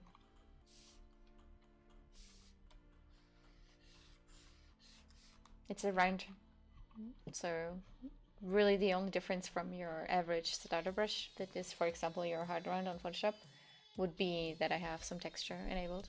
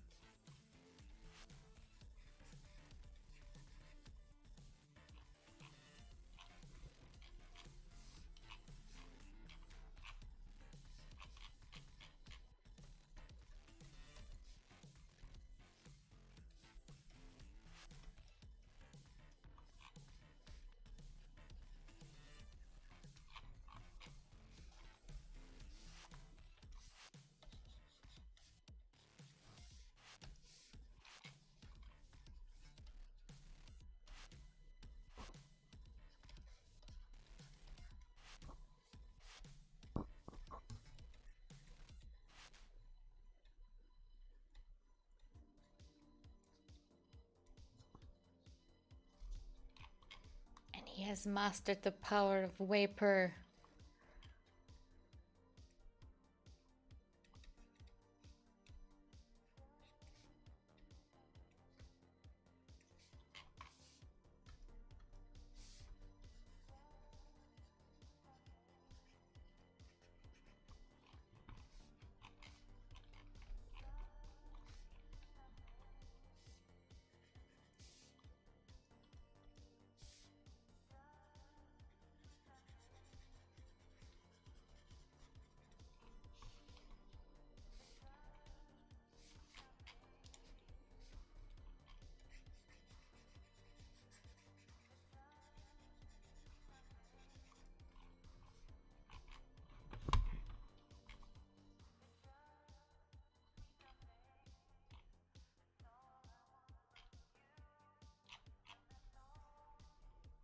Let's look at some stuff in chat. Fully asked, I don't know if I'm doing this right. I replaced his arm with a bong. Should I be doing more detail? Fully, for you, I would recommend actually, instead of doing the line method, try selecting some color areas and using values to flesh out your large shapes first. Because personally, I would like to know, is the stroke across his chest, is that like a band that fastens something on his back? Is that just part of his tunic? That would be very interesting to see. As for replacing his arm with a bong, consider usability. Consider practicality. In general, just for everyone here, consider things of your design should have a purpose or a meaning to our character. Home D Bones posted this, and I want to talk about this briefly because here's something to avoid. Because of the foreshortening, this is more something that you could do if you were looking to make a concept for an illustration, but not for a character. Because now we have no reference for what's underneath, and the arm has no need to be larger than it is, because we are meant to create something that we can use for reference if we were to give this to an illustrator, or if we were to give this to a 3D modeler. Of course, this is like, we're not doing any turnarounds today, right? That would be another step. We just want to get the first feel for the character. We want to have an idea of how he functions, what he does, and his vibe. But again, foreshortening and stuff, good for creating concepts for illustration. For character design, not so much. But I mean, from the illustrative quality, dude, keep going.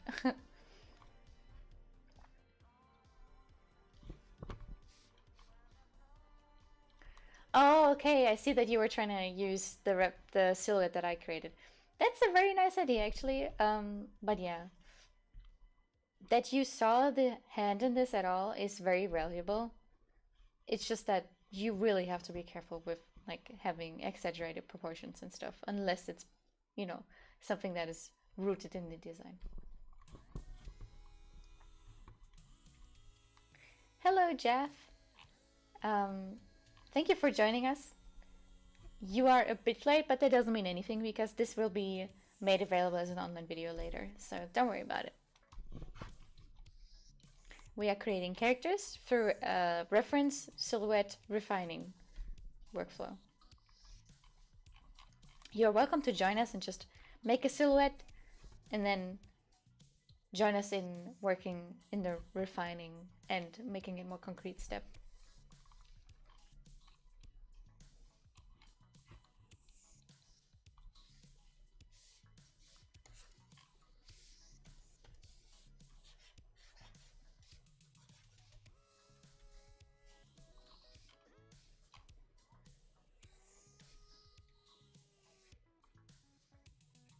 This one is like a very powerful magic user, and he was gifted a Windows 95 necklace that bestowed upon him the power. And we, the protagonist, will be given the Windows 95 necklace to fulfill our purpose.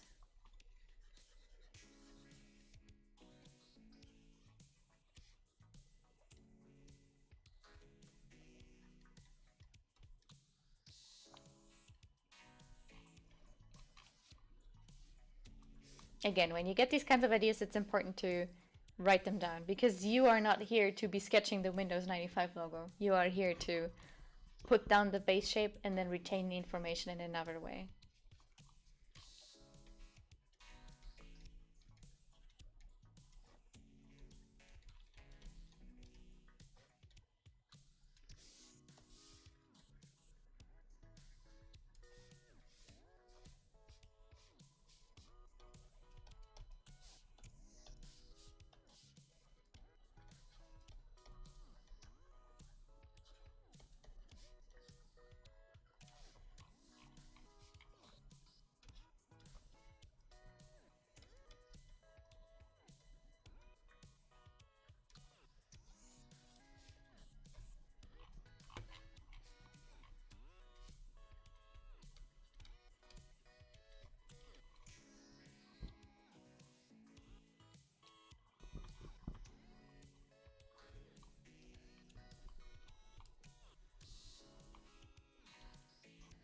Spindle said, if you put on the Windows 95 necklace to get the powers of Vapor, you blue screen and 5 minutes after putting it on, giving you an aneurysm. Oh my god.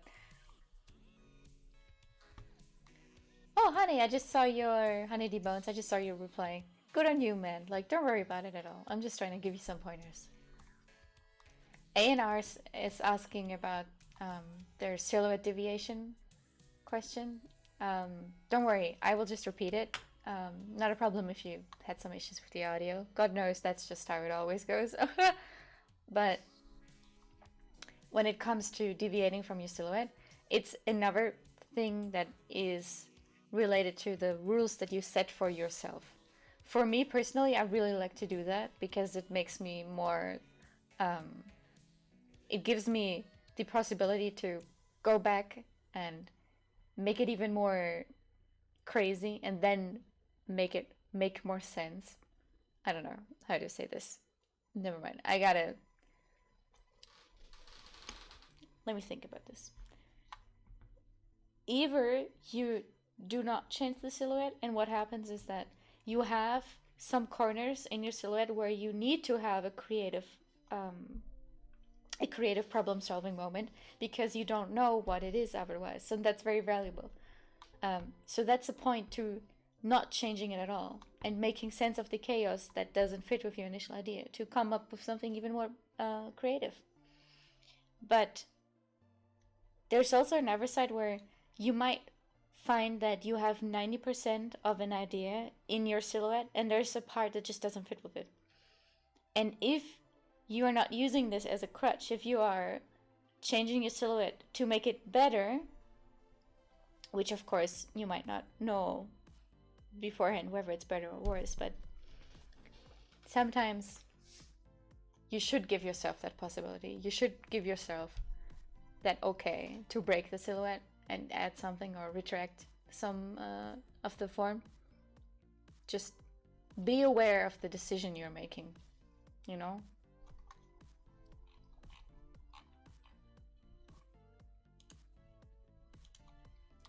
People are coloring their silhouettes, and that's not the point. Be careful, everyone, because we are not here to make an illustration. And I'm seeing a lot of people where I haven't seen enough of your work or your progress pics, so I am inclined to believe that you chose the first or second one and made it beautiful. And it's not really the point, right? We want to have a basis, which then we can further make iterations of. But if you're an illustrator and you're using this technique to generate characters for, you know, just something for fun, that's fair. You can color them if you like. But if you are trying to pursue this technique, if you're trying to use this technique as a character ideation workflow, you should not be coloring them. You should be coming to a point where you're like, okay, I put my ideas in here, I got my eggs in my basket, time to move on. Because you're not meant to focus on one. You're meant to be getting as many ideas out as you can. Because again, most likely situation, you will have 20 of these and someone's going to tell you like 3, 7, and 12. Please combine them and then you have a new base, and that is the new thing that you will be making 20 of. What was the spec for this design? Hi Josh, thank you for joining us. Oh, I see James here too. I got some people here who I've seen before. Toby's still here too. Very nice. Yeah, you guys, the spec is, I can tell you. Together with chat, we decided on 3 main keywords that we wanted to use to make this a coherent vision, basically a pitch, right? So we have our W's here. We have who. It's a monkey who fills the role of a sage. So this is our base, this is our species, and this is the role. And this is our how. Our monkey, who is a sage, does it all in a vaporwave way. Then together with chat we did some research. We had some things posted in chat, and I've narrowed them down together with you guys to this for our base references. It was posted in chat too. I can resend it anytime. So then we generated some base silhouettes, out of which we picked our favorite, and now we are doing some first attempts at filling out the shape, making iterations, getting some ideas down based on our references. We want to stay close to them right now so that we don't stray too far and lose our vibe.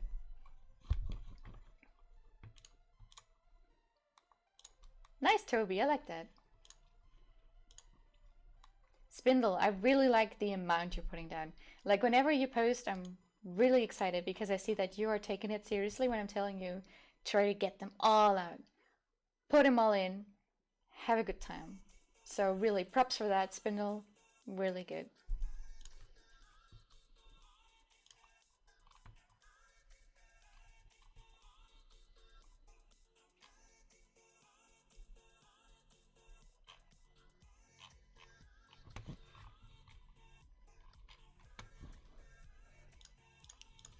And I again want to remind you guys, this isn't about proportions. This isn't about anatomy.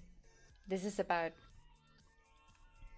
the base feeling, the base mood, value distribution. If you want to go that far, you don't have to. Just getting an idea of what are you trying to convey in this specific design that you're working on right now, right?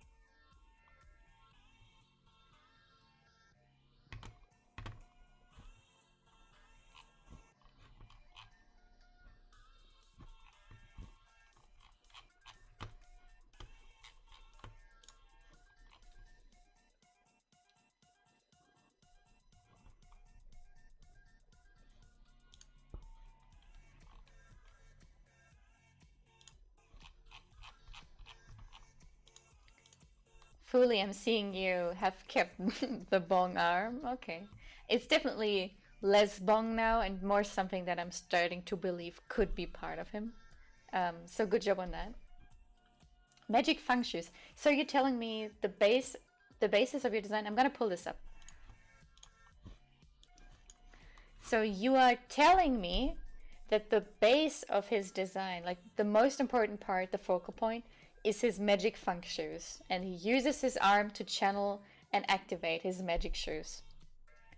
But you're not showing me. I can tell that you tried to because they are the only part of this design that is in the brightest color. So from values, you are giving me a hint, but I think it could be more. You chose a bit of an unfortunate base because you have him sitting, but that's all right. I just right now I wish you had a way to channel my eyes to the shoes more.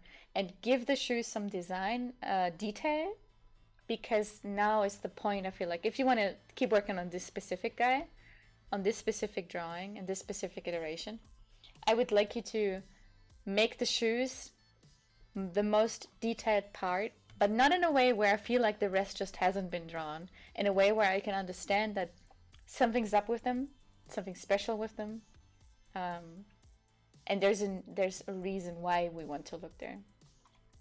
But yeah, otherwise, good job.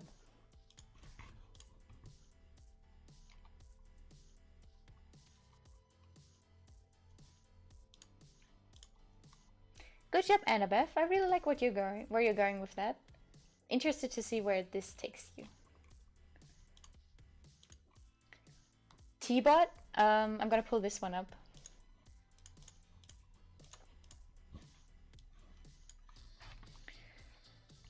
With this one, I'm a bit concerned because you are moving onto a sketch without defining your silhouette further.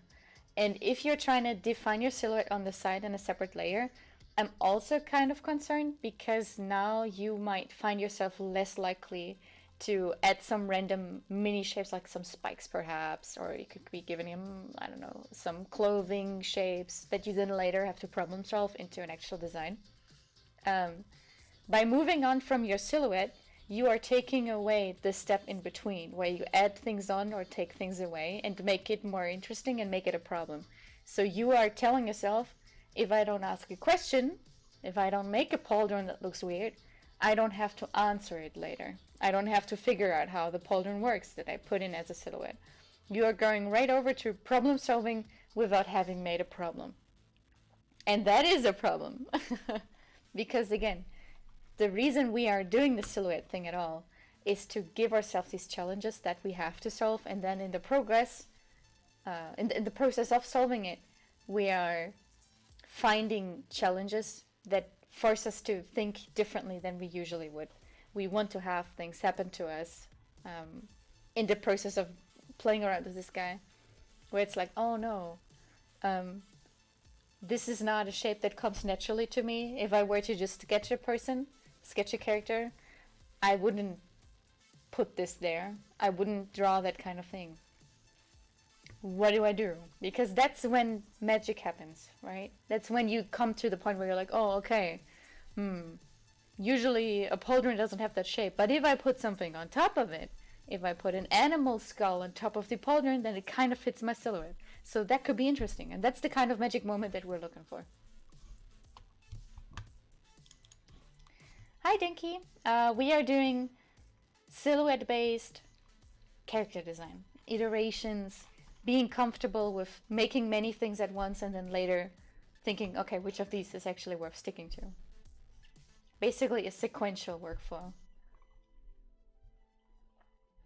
Candy Chan is asking on Twitch, how long is the stream going to last? Because in my time, it's very late.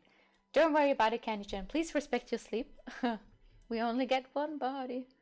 There's going to be a video recording of this later. You can find my YouTube somewhere. I'm pretty sure it's somewhere on either my Twitch or whatever. There's going to be an uploaded uncut version, most likely.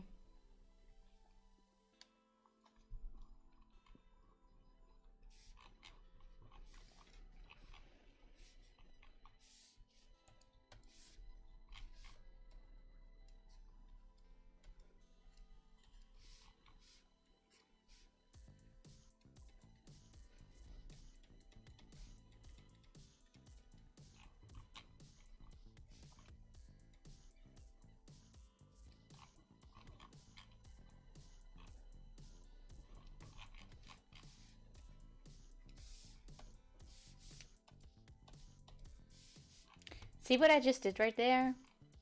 I was starting to add things that don't adhere to my references, that were going to fuck up the aesthetic. Because I just was like, okay, I want to add something on the arm. And without thinking, I put in some random stuff. I'm like, oh, maybe this is like some signs or some clouds. And then I realized I shouldn't, because these things are not part of my theme. These things don't... Random clouds tattoos Don't make me think monkey, don't make me think vaporwave, and don't make me think sage. And it doesn't tie into any of my references that I've gathered. The little that I have. So I deleted them.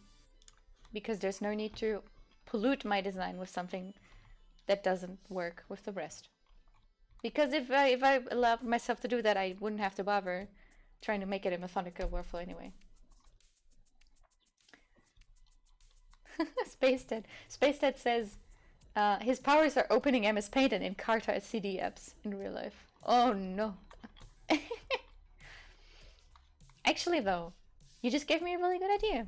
See, sometimes you need to be working in a team or in a social environment, such as the stream here, or perhaps one of the talkies at the drawing corner, because sometimes you don't think about things that might otherwise become obvious to you. So right now I'm thinking, oh my god, yes, CDs, Vaporwave, CDs, of course, CD-ROM. So I'm gonna...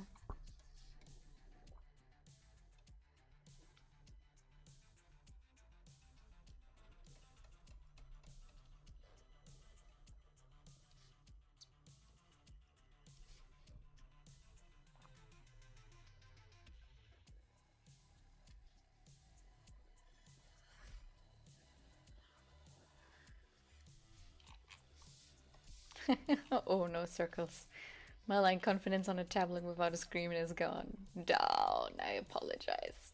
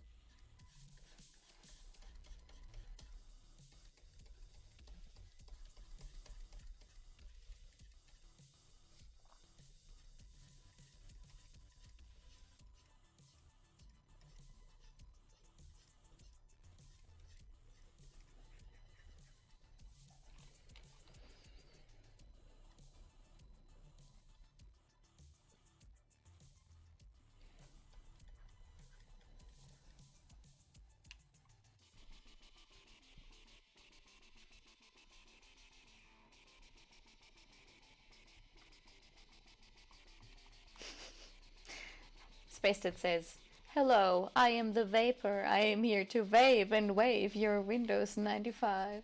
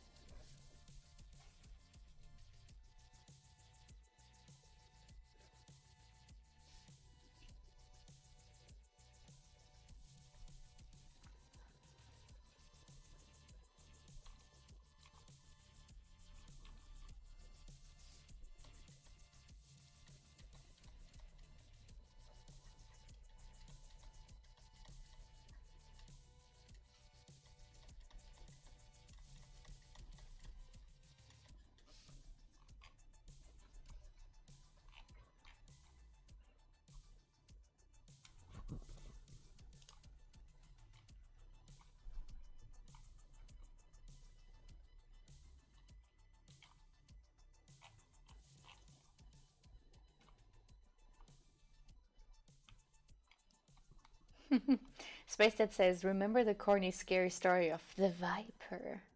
Let's name this dude the Vapor. I like that. We have some vibes with that. I think it fits for this character that I'm working on right now. This iteration. So he's already a master fight and he is kind of ominous, right? He's got like that skull mimicking base shape with the triangle shapes below. And his base shape for the way that he stands, his stance, is also roughly more triangle than anything else. So I feel like this could be the vapor. Woo!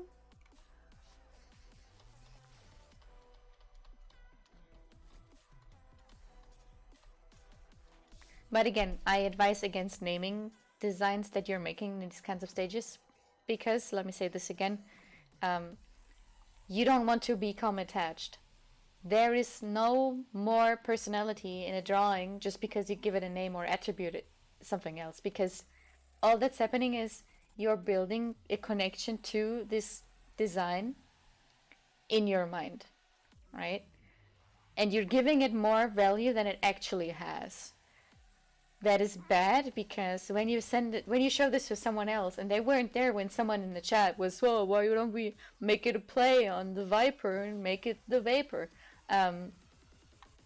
They don't have that context, so for them that's just something tacked on top, but your design itself stands with the same value that it had before. So be very, very careful. Inside jokes are the death of a design.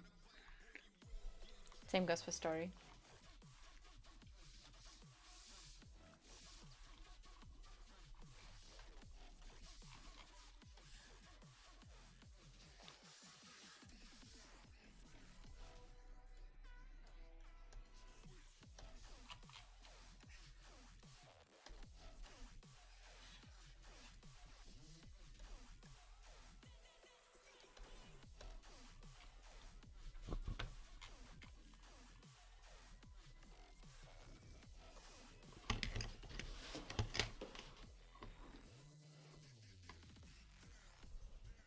By the way, thank you Lalitsuru for linking the YouTube channel. Horoho asks, you mean that inside jokes are bad with designs? They are bad for designs, because again, an inside joke is something that is inside you and the community or you and your friends. It's not something that is being carried through your visual language. It's just something that you said and people understand it because it's a recalling of something that has been said before. And that's why you have to be very careful with inside jokes that you might make part of your design or naming a character, because you don't want to be attached, you want to be free, you want to have the ability to discard anything that's needed, like that needs to be discarded, because it holds no value for your design. And something that needs to be explained is not worth even trying to put in your design, because if you can't show it, don't tell it.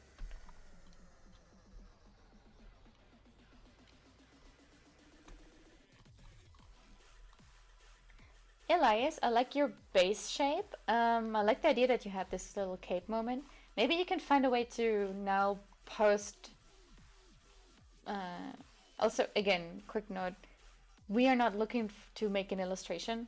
So to color something is not, it's beside the point. Because, again, you will not be using this base to draw over it. You will be using that as a reference because you are trying to convey meaning and convey shape and convey flow. But you also need to make another sketch on the side next to it where you then focus on things like the basics of constructing a pose, anatomy, and gesture. Right? So be careful with going too far with these, because they are not meant to be illustrations, they're meant to be designs. Spindle, I really like that one. I really like that one.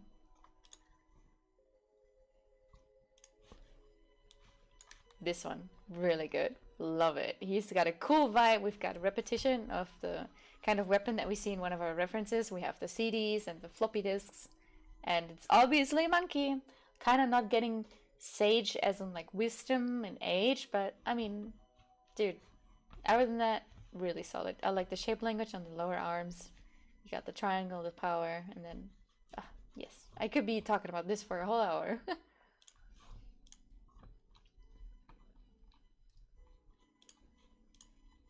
Nice silhouettes, Regret.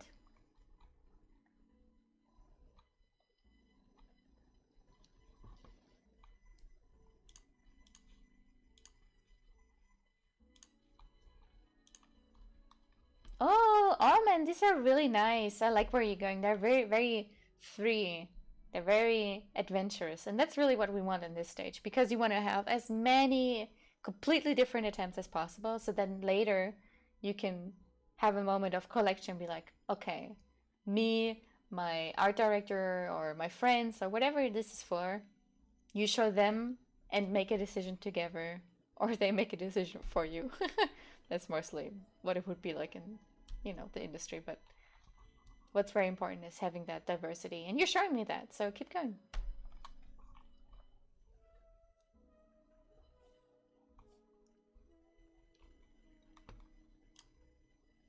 Thank you, Lolly. Oh, really nice going, Oven Toast. Yes, have a good sleep. Bye bye.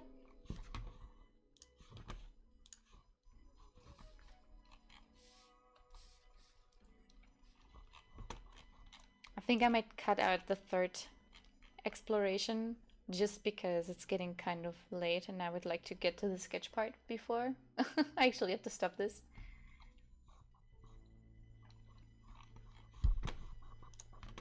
Ori, I really like that. Very good. Yes, keep going. I'm seeing some different shapes. I'm seeing some square magic. I'm seeing some floaty. Not seeing a lot of monkey right now, but that might be, you know, a thing for actually sketching and getting the monkey anatomy and stuff in there. So don't worry too much.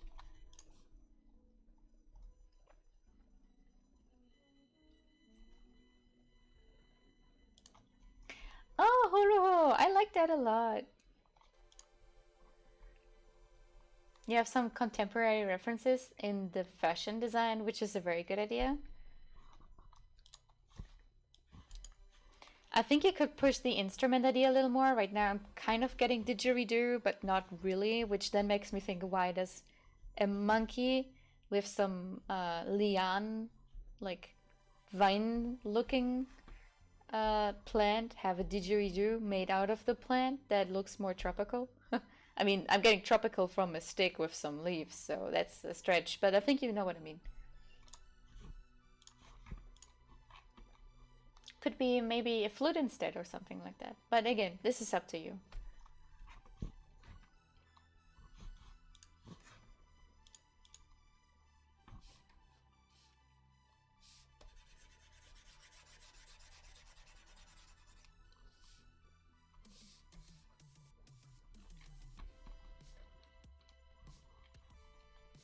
So at this point, I would have to make a decision. Because I'm like, okay, in a better scenario, I would have many more than these. I would have a lineup. Actually, I can show you what I'm working on for my own project right now, which is kind of in the middle of completion of this stage. Let me see.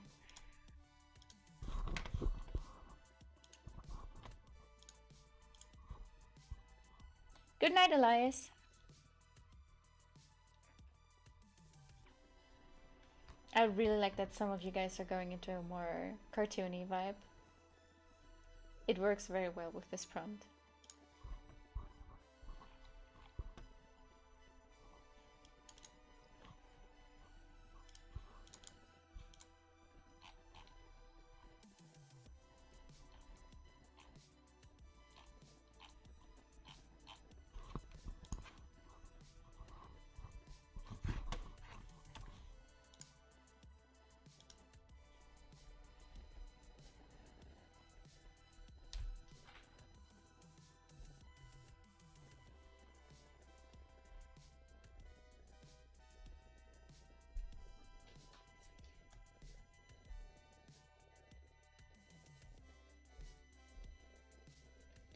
Here you can clearly sell.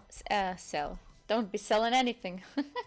But here you can clearly see that I started with my my values and my first ideas for structure. The bottom left is also still in that stage, but you can tell that for some of them I started to think, okay, how can I put some textile information, some patterns, started introducing some motifs. For example, we have this chain motif. Let me see. Like here you can see that he has chains, and then I'm starting to introduce that into the other characters so they belong together more. It's more making rules and sticking by them and having societal patterns that you can repeat.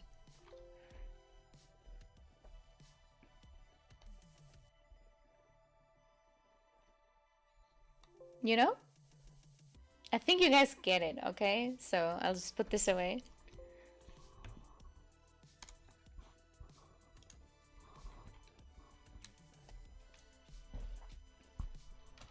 So now I have these two, and I'm like, okay, I'm kind of feeling a vibe here. Personally, I prefer this one. I would probably be consulting with someone else who can give me their 5 cents on which they actually prefer, which has more of a better vibe, but we want to get somewhere, so I'll just stick with this one.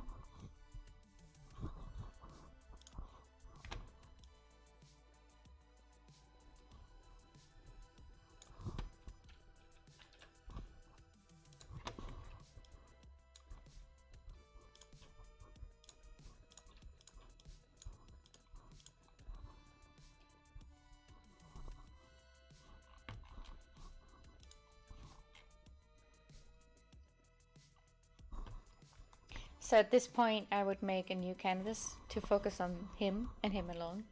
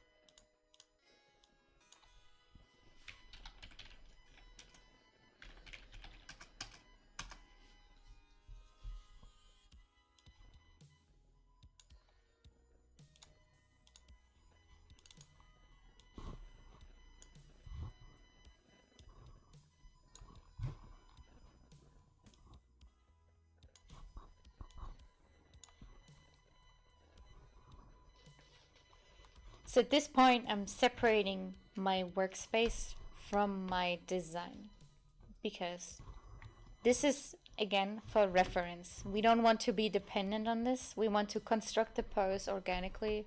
We want to have a gesture base and then go in, anatomy, all of these rules.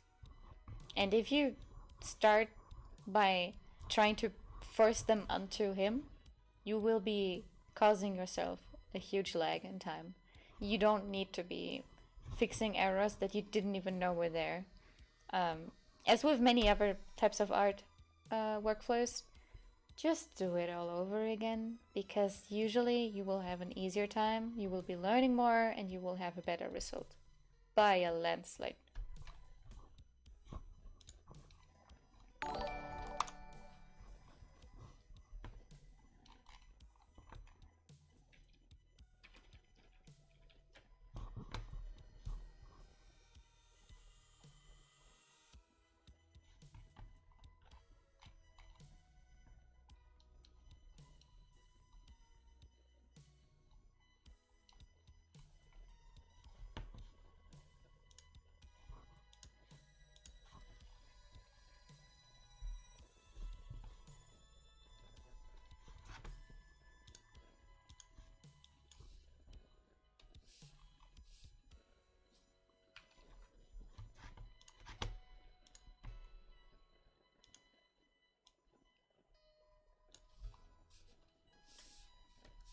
I'm keeping him on a super low opacity just to have a reference for the base shape, so that when I go too far, when I stray too far from my base silhouette, I will notice, just because, you know, it's a white background with a little 2% shadow.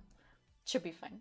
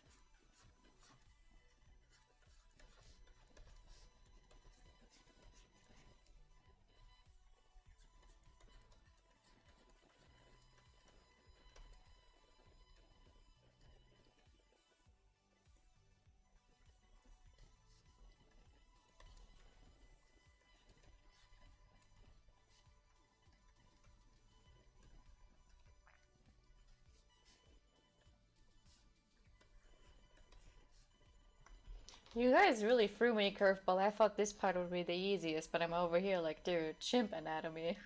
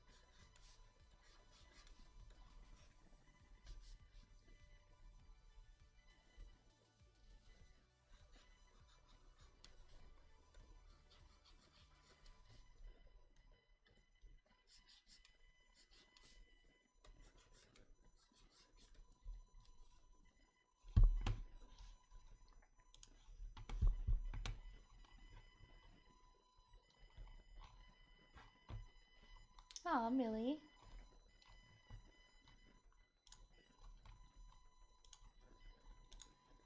Oh, Spindle, I really like it.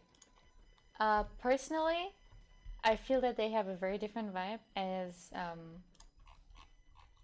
just as Supreme Leader Bobo has said.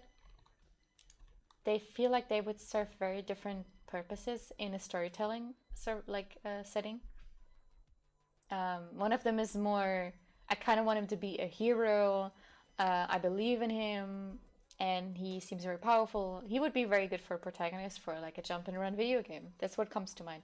But then the other one is more this suspicious grandpa, like the Master Roshi archetype, you know? So that's really funny. And you just need to decide what it is that you want to convey. Who do you want to have here? One of them is more sage than the other. Even though the other is a good design, it doesn't fit the pitch. So in an industry environment, you would be told, well, one of them is clearly not part of the pitch. One of them clearly doesn't fit the pitch. So even though it's a better design, you would have to scrap it.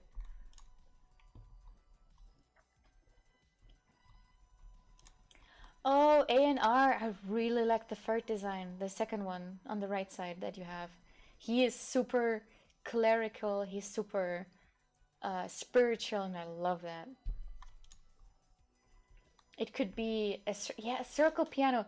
That's amazing. I think that might be my favorite design that I've seen out of all of what just happened.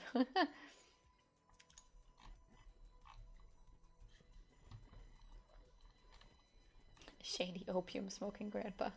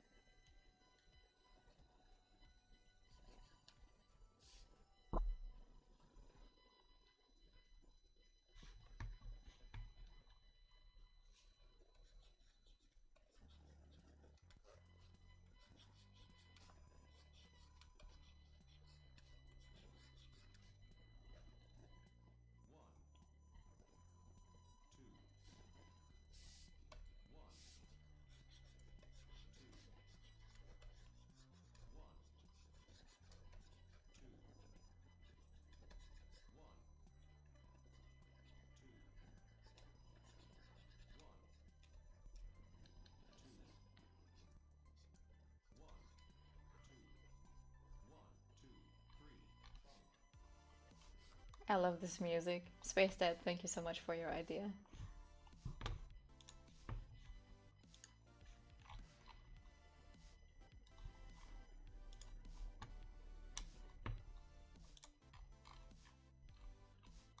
Oh, James! I have to scold you because you have used color.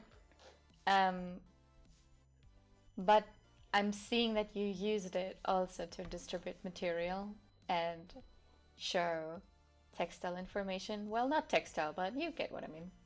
So I'm scolding you softly because you haven't done it to make it a pretty picture, you've done it to convey information. I like that you have chosen a specific type of monkey to model your concept around. Very good.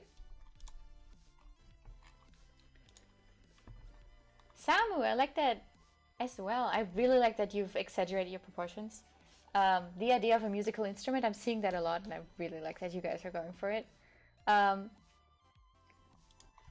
For you, Samu, I feel like your concept could use a bit more sage and a bit more monkey. I'm getting the vibes, but they're like 30% there, and I think you can push it to at least an 80% sage and an 80% monkey. I think a tail would do wonders, and then exaggerating the ears a bit more. The snout area could also use some more monkification, but I respect your creative choices, so...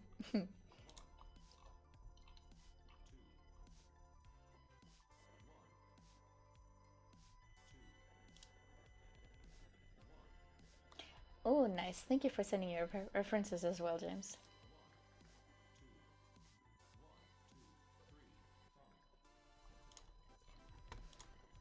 Because James wrote his stages on his as well. Once you guys are at the point where you feel like you want to put your workshop work in one layout, I really invite you to do the same and have it be clearly divided by your blue sky exploration, just going hard, making silhouettes, thinking about stuff, and then your iterative stuff, have that be in a separate section so that you don't confuse it. Also, just looks better. T-Bot, I really like these as well. We don't really have value as much as we have using white to convey information for strokes and for line work. I'm feeling a sense of community. Like, I'm feeling a sense of it's coherent in itself. I believe this to be a culture that you're depicting in your designs, and that's very good. Some of it, I'm not sure how I feel about it. Like, for example, you have very human legs and very human shoes, but that's up to your discretion, right? So don't let me ruin your human leg friendly monkey man. Not really feeling sage as in wisdom, but the one in the center, Q3, very good call on naming them, by the way. Not naming, but, you know, having a number system to clearly have something to identify them by. Q3 is really speaking to me the most, as in it conveys sage. Vaporwave I'm not really getting from any of these, to be honest, but I see where you might have it hidden. It just may not be something that you can convey in this stage. So I'll let you off the hook.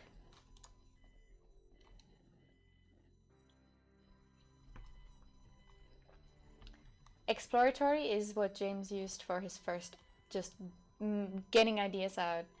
This would be for you, the silhouette stage instead. But the iterative part, that's what matters, because that is making iterations. So having one base and then making several micro, well, not even micro, but having several types based on that one, based on your base. I don't know what I'm supposed to say. No, not your micro, I apologize. Just your iteration process, your iterative process, and that is the one that you want to name it as such. You want to have that in a different layout than your silhouette exploration. That's when you choose one silhouette or one design and then make several versions of that where you nudge it just a little in one direction, just a little in another direction. putting different shapes on top of it, taking different shapes away from it. That's your iterations of one base design.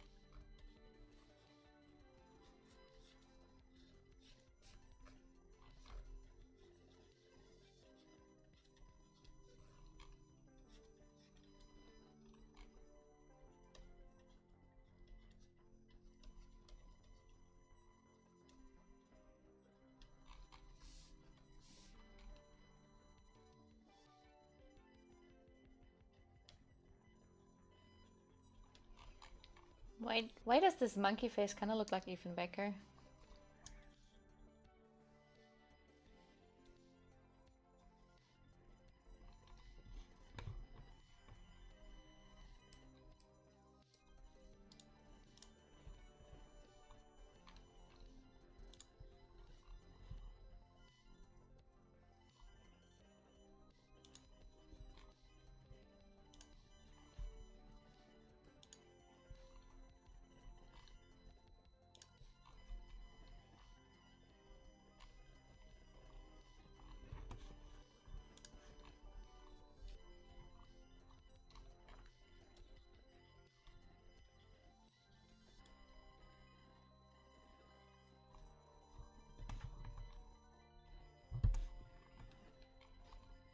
I mean, that's just perfect because that means that my monkey is a handsome boy. So he's a handsome master sage.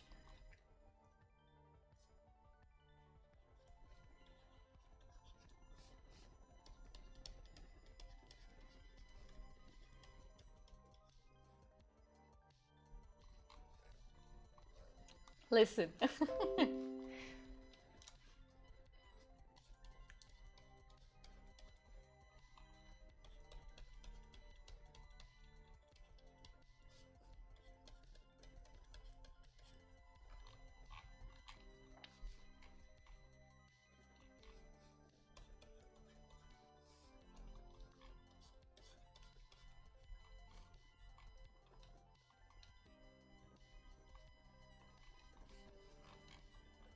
I think it's just the big beautiful eyes, to be honest. I'm gonna get fired. No. Listen. Oh no. This is why you don't do classes in the evening, kids. It's just because I've spent so much time analyzing that man's face, because we used to have, I don't know, maybe there's someone here who used to be with us when we did that, but in the study corner we had a stylization exercise where we broke down our server masters, YouTube masters facial features to study how to stylize the face.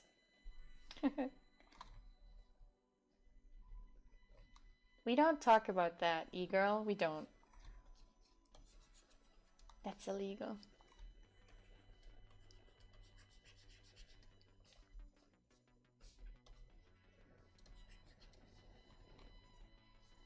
We don't talk about it. We don't. I don't want to have to ban you.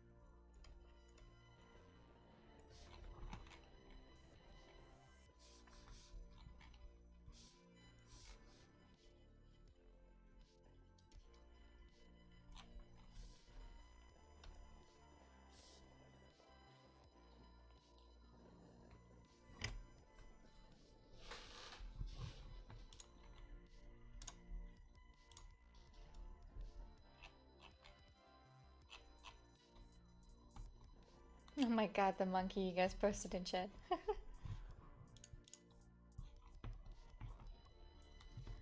Hello Cole, nice to see you again. We are restreaming a class that I'm holding on a server right now. I didn't have any other way to restream it, so I thought, you know what, I can still re-rev this place. So nice to see you again. Hi, what's up? When are you gonna play Fortnite again? Call, come on, don't do this.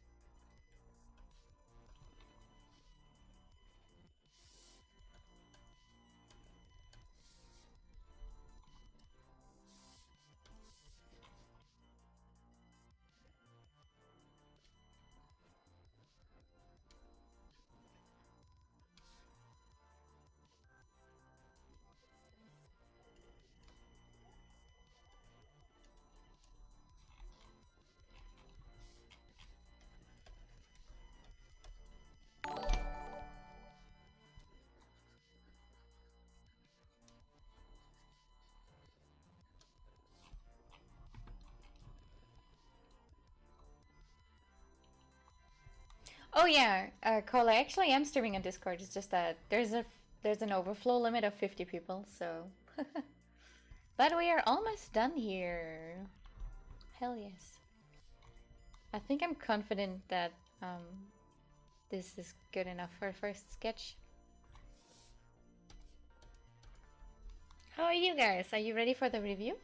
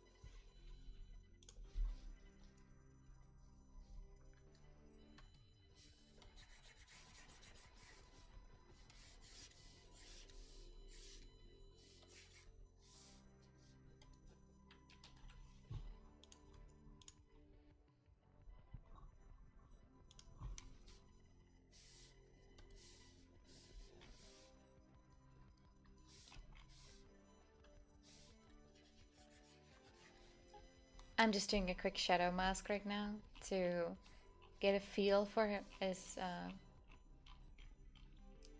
the 3D space on this boy, and then you guys can start posting your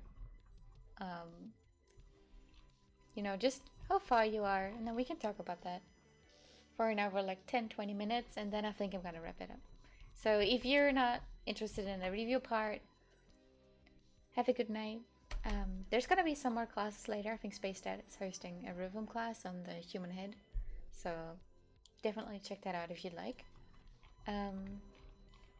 Yeah, but if you're interested in the review, please, I invite you to stick around and share your work.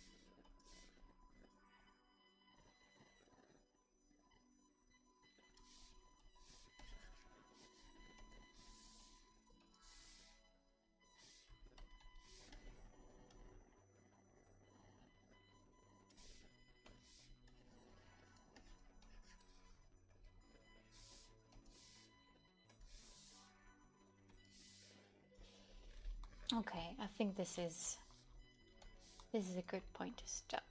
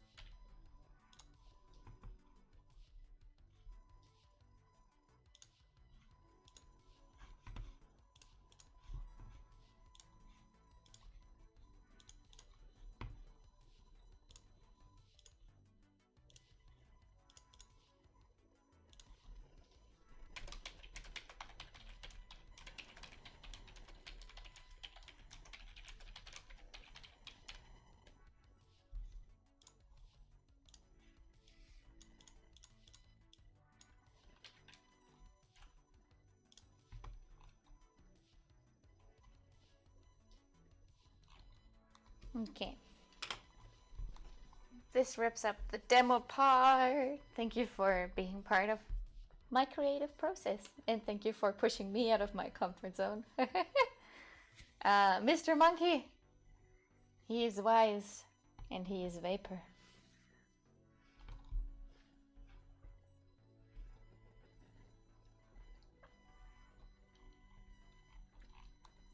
Let's do the review section now.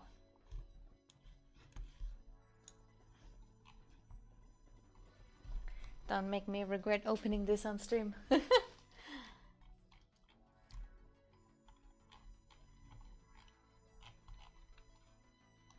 think this is a good starting point. I think this is around the time when I first asked you guys for how far you are.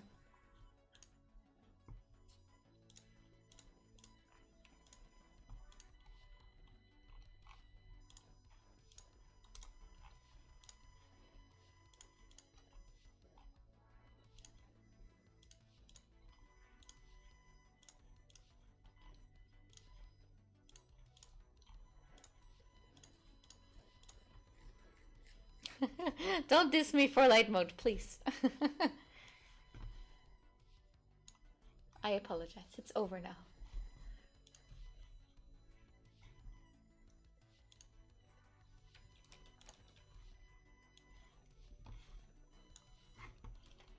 So.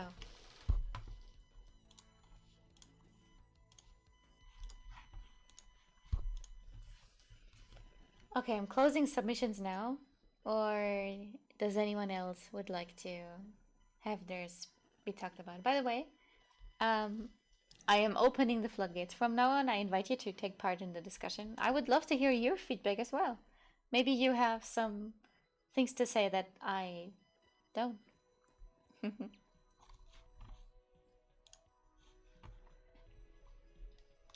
My people on Twitch are agreeing with me that I'm actually not a spawn of distaste for using light mode.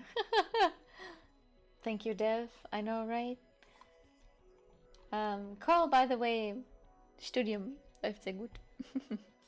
Thank you for asking.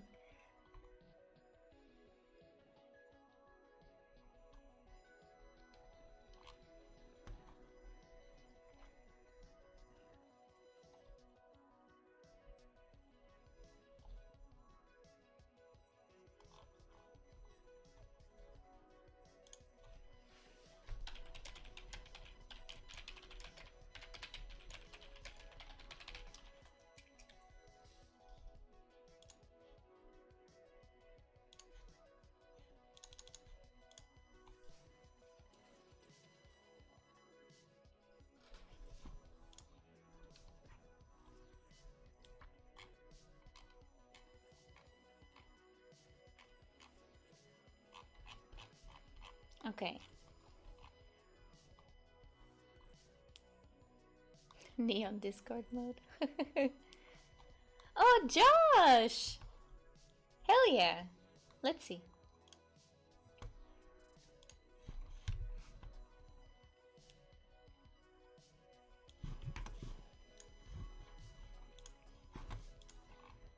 Okay, let's begin with this one.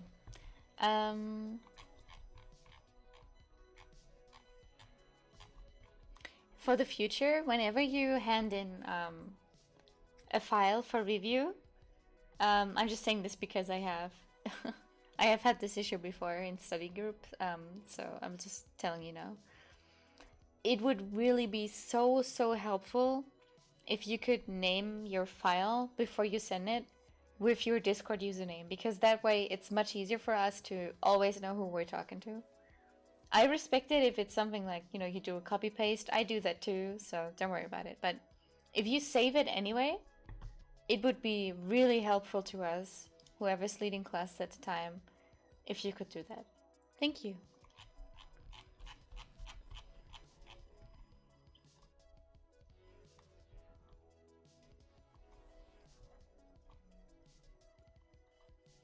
Oh, my crew, don't worry about it. I mean, there's many workflows, right? You just want to show you some new ones. Snipping tool is amazing, by the way. So this one was sent by FoolieQ. They're saying they're way behind. But when I'm looking at this, I think I'm getting an idea of what's going on. We've got some CD-ROMs stored for convenience, probably so you could throw them. To be honest, except for the foot, it doesn't say monkey much to me. I think this one could really benefit from, you know, in the sketch, really referring to some anatomy of the animal. Again, we didn't really make it easy for ourselves, right? We chose a goddamn monkey. So don't worry too much about it. But I'm a fan of the idea that you've given them a prop and the prop is connected to them. That way you are in the concept already showing how it's meant to be used and who uses it, you know, does he actually use it? Here we have like this kind of, it's reading to me like a shisha, like a water pipe. I think it's hookah in English, right? Yep, yep. Yip yip, apa. Thank you. Yeah, so this is reading to me like a hookah situation, and I think that's cool because it's like, oh, sage, but also sage, you know, and I like that. So now he also has like a prop of interest, which is also very interesting. Whenever you do character design, you might also run into being like the task of being told to make props for a character to illustrate what they do, how they behave, the things they surround themselves with. So really useful to be considering this already at this point. The bad part, you know, the bad part about that is you might be obstructing parts of your design. So if this was like actually the sketch, you might be told by your art director that you're getting in the way of things, you know? And to not it's not about the item right now, it's about him or them. So that's something to look out for. I mean, same reason as with like the extreme poses or the foreshortening. Gotta be careful that you don't make it an illustration instead of a design. Oh, okay, vaporwave. Vaporwave. Oh, okay, I get you. But yeah, for making it more vaporwave, it could be cool if you could have it be like a crazy leather jacket with some neon bullshit all over. But that's not really what we're here for, right? We're not talking about material studies yet. On top of that, I'm kind of confused personally on why he has a bowler hat on, because that doesn't really read to me as either sage or vaporwave, so that might be a miss. But you know, that's why you do iterations, to explore these kinds of things and see what lands. You can't miss. You can't hit all the targets. Sometimes you gotta miss a few times before you find the perfect hat. This would be a really good opportunity to do that. Let's move on. Let's move on. This one's by T-Bot. I could have just read. They have their name on here, and I still didn't. I'm sorry. It's getting late for sure. I'm liking the silhouette. We have a very, very clear triangle base pose. He's ominous. He's dangerous, and he won't be playing games with us.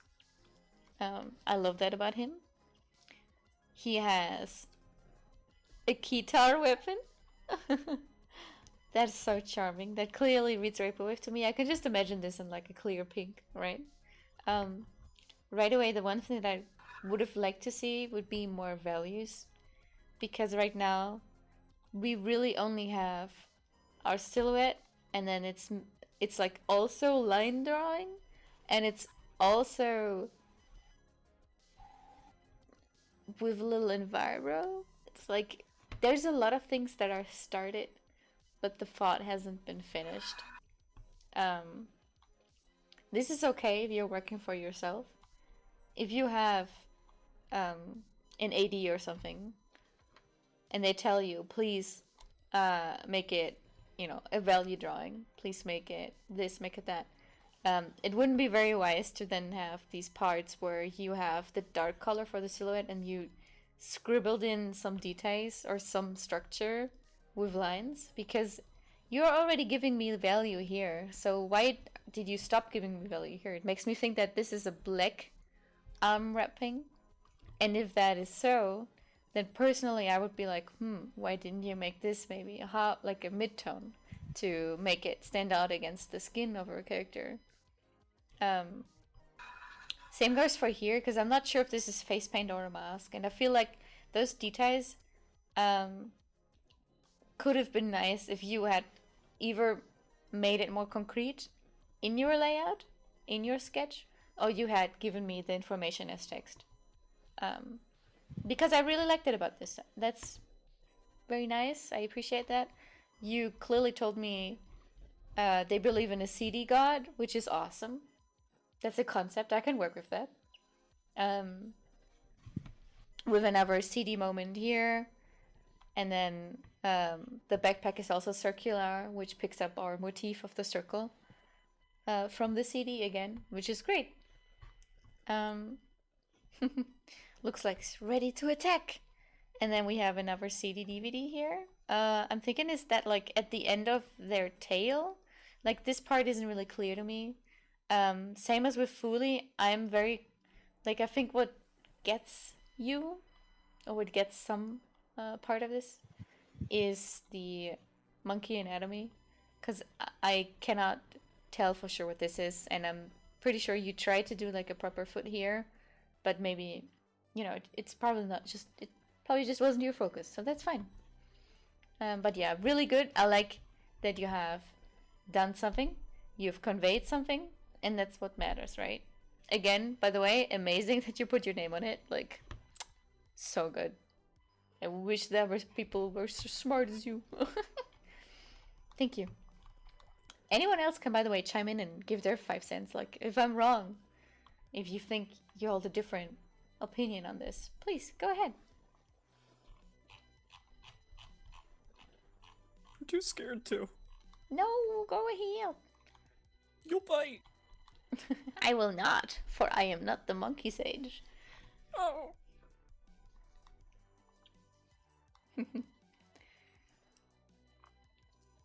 Regret said, why would someone praising the CD gods desecrate a holy CD? Maybe they believe that it is immensely powerful, and that is why they attack with it. So that's not something I would discredit, but I understand you were just trying to be funny. They are pagans and believe only in the holy Blu-ray. Oh! Oh, so it's a laser disc, I see. But yeah, thank you, T-Bot. I hope you could take something from that. And I really am looking forward to where you're going.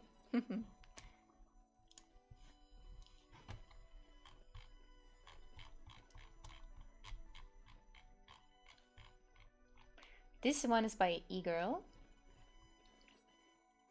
Another monkey in the chat.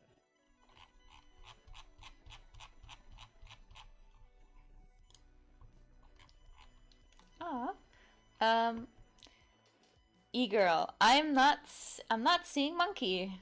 Why are you not giving monkey when we have demanded the monkey? Time and time again. How dare you? Of course I'm just joking, but I really don't see a lot of monkey here. I'm thinking this might be another instance of I mean, I told you not to look at references for specific things before we move on to sketching, because it could have distracted you from your themes and your design. So it's completely fair that you ended up having some trouble depicting the monkey as a monkey. I think mostly the face and the head area would tell me human about this instead of monkey. So don't worry too much about it. I can see that you tried, especially with like the overall, the torso shape, the legs. You're going places. I really like that you use this motif that sometimes is used in like Asian high fantasy design. The floating, I don't even know what to call them. It's just cloth. I hope I'm reading this right, but this is what I see when I look at this. And if it's not, then that's perfect, because we want to have ambiguous forms, because then we can, let our imagination run wild and interpret it in different ways, which leads us to even more possibilities. Yeah, the ribbon, cloth, whatever. I like that because it's giving me ascension. It's giving me someone who has gone above and has now some magical qualities and some magical aura or whatever. So they have this type of vibe that's very ethereal almost. Amazing. Love that. I'm not entirely sure what the fur one is, but that's alright, because maybe you had a great idea and maybe you can build on that great idea. I just don't get it yet. But yeah, so far I like that you have the sage motif from behind the head. I have this ribbon thing that I'm seeing that I really like. I just noticed the fanny pack with the tiny boombox or like player. Really interested in seeing this in values. So keep at it. Palm tree leaves, perfect. I like that. So yeah, e-girl, good job. You get to live. This one I adore. I'm obsessed with this. The circle piano is such a genius idea.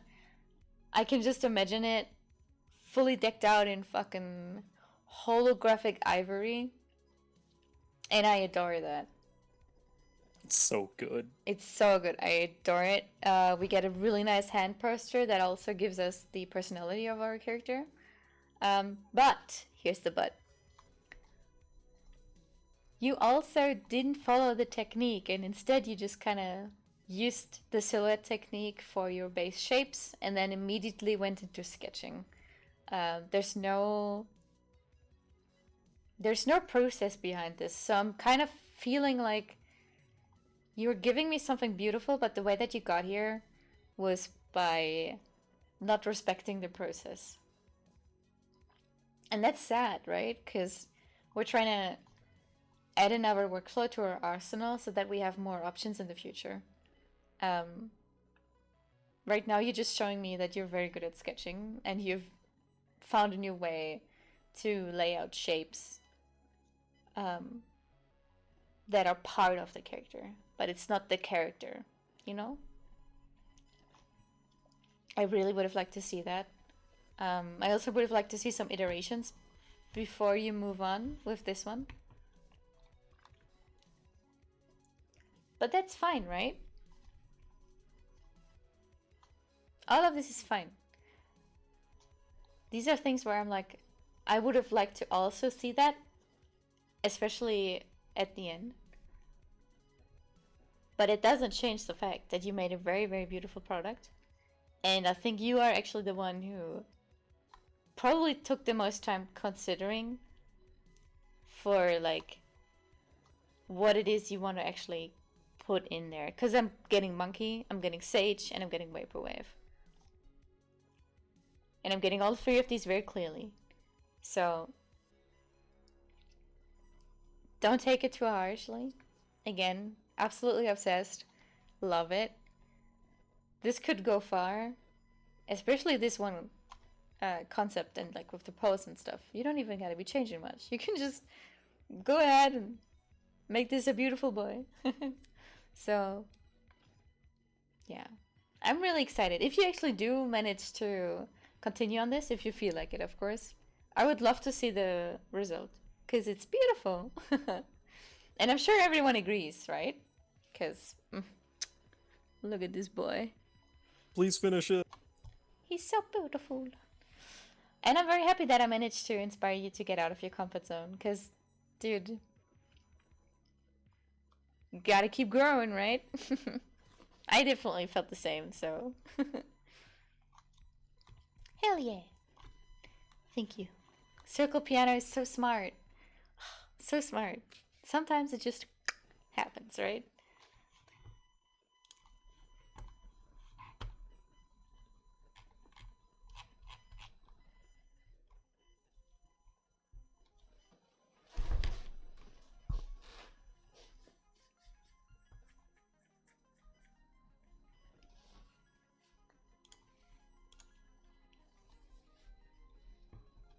T-Bot said, this is my first time, and I think I want to finish the drawing and resend it. Actually, I don't know where I want to submit it. Very easy. I'm actually going to make it a voluntary homework to continue on these projects, because I know some people require much more time to get to a point where they feel like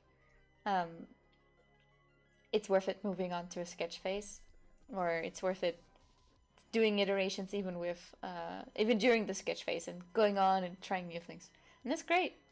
So I'm using my homework corner for that, because every teacher here, if they want to, actually have a specific area that is hidden from you right now, and with a specific command that I will tell you in a second where to find it, you can access that specific corner, look at all the other material. Right now my corner doesn't hold anything because I haven't, like last time I had a class, that was before we introduced these corners, because they're pretty new. I think they're not even a week old. But yeah, I welcome you to go in there and then post your work in progress, however many steps you like. You can find it very easily if you go to opt-in channels. That is, if you scroll even further than the talkies, right? Because the talkie channels, they're pretty down. They're pretty far down there. But if you scroll even further, you will find the area with the hidden channels. Right now you can't see them, but you can see a channel called opt-in channel. Click on that, and then you go instructions and command list. That's where you will find a full list of all the other areas that you can access. There's a movie viewing channel. There's a gaming channel where you can find parties to play games together with. There's a tabletop area where we actually have several parties running campaigns right now. Not right now, but you know, they're there and they're active. You can post something in there whenever you feel like you want to join something or host something. We have a Spanish community with specific classes in Spanish. And yeah, all of us teachers. My command is superyano64 because you're gonna get all that wham.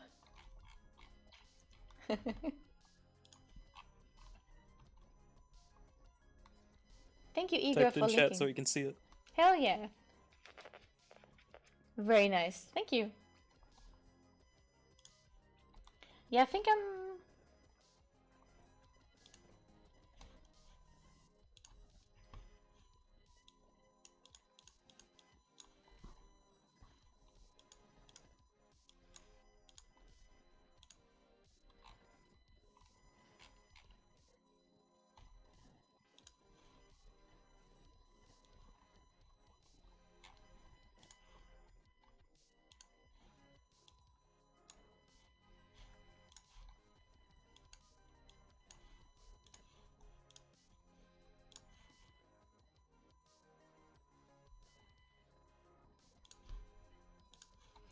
I changed the slow mode, so it should be better now. It was introduced when people were a little chaotic, so for now I think 5 seconds is plenty. So hell yeah, we got some instructions on how to find these, and yeah, sorry for the little tangent here, but yeah, feel free to just go there and then post all of your progress, and when I find the time I will be letting you guys know that we can do another review session, maybe like a half-hour, hour little bracket sometime. And then we can gather down there, talk about it. Should be fine. Should be great. But yeah, you can post as much as you like. Just, you know. Okay, let's get back to it.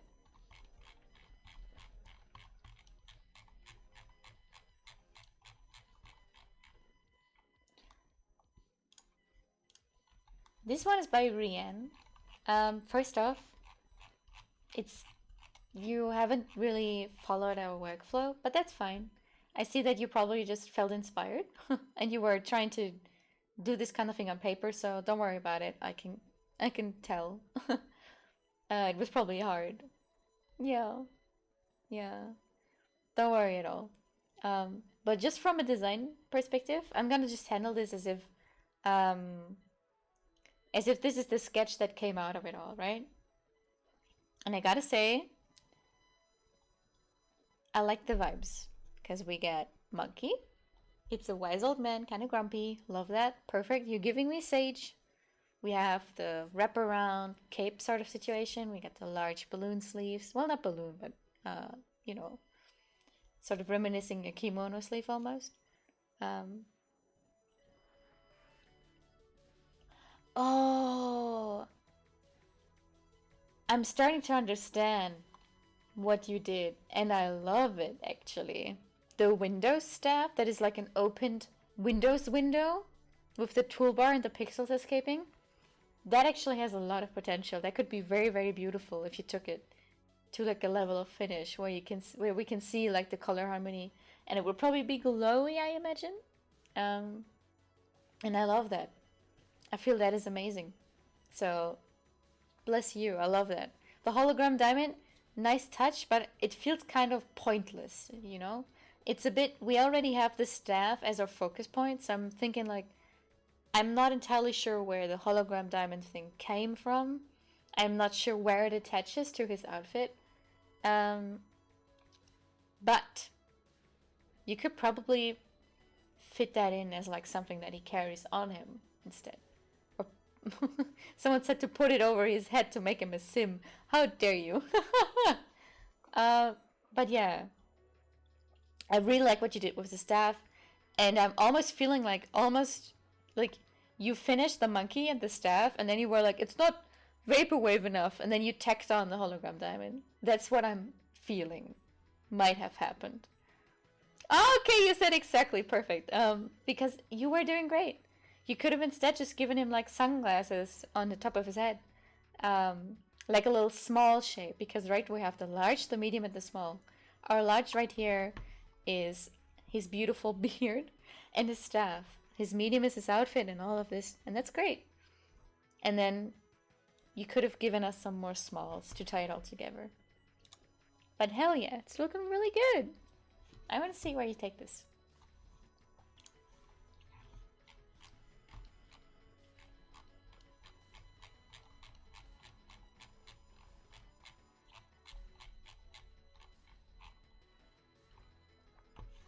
This one's by Horoho.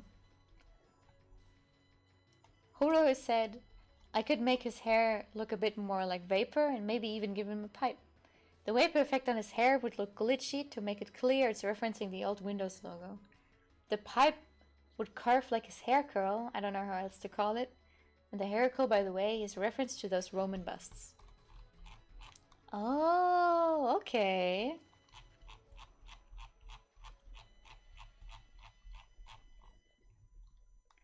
Okay. Okay, I'm seeing what you're saying, and we got another circle piano. I love it. We have some storytelling. You are telling us who they are. Again, gotta be careful because just because you tell it to us, that's kind of, you know, we want it to be shown to us, right? So be careful with giving us a synopsis or a title or a name. We gotta be careful.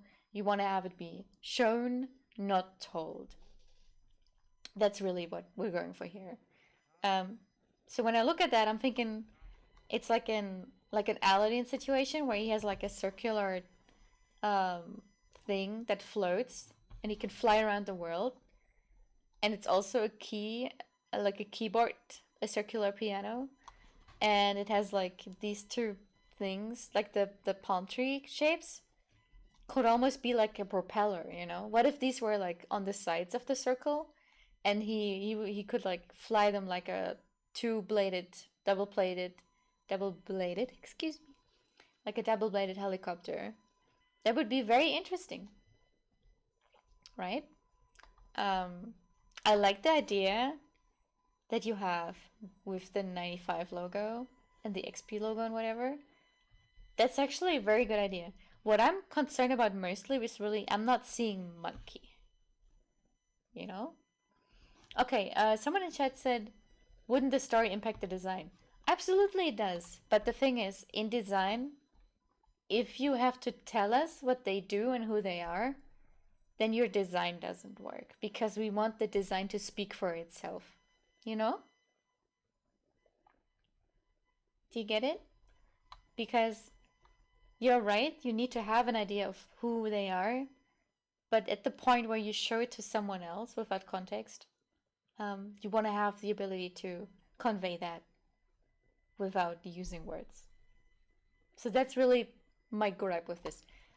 Is it bad? Absolutely not. You are very creative, and I think you are one of the people who probably thought the most, because I'm seeing the palm motif, I'm seeing the CD-ROMs we've talked about, I'm seeing the logo, the circular piano. I'm seeing a poster that shows us that he's actually doing something, so he's involved with his surroundings, with this prop. Again, gotta be careful that the prop doesn't define the character. But with this kind of thing where it really feels like he's flying with it, right? So it would be then important enough to be part of him, almost like a wheelchair, right? So that follows a different rule than if it was a staff. But yeah. I'm just thinking monkey. Where's my monkey?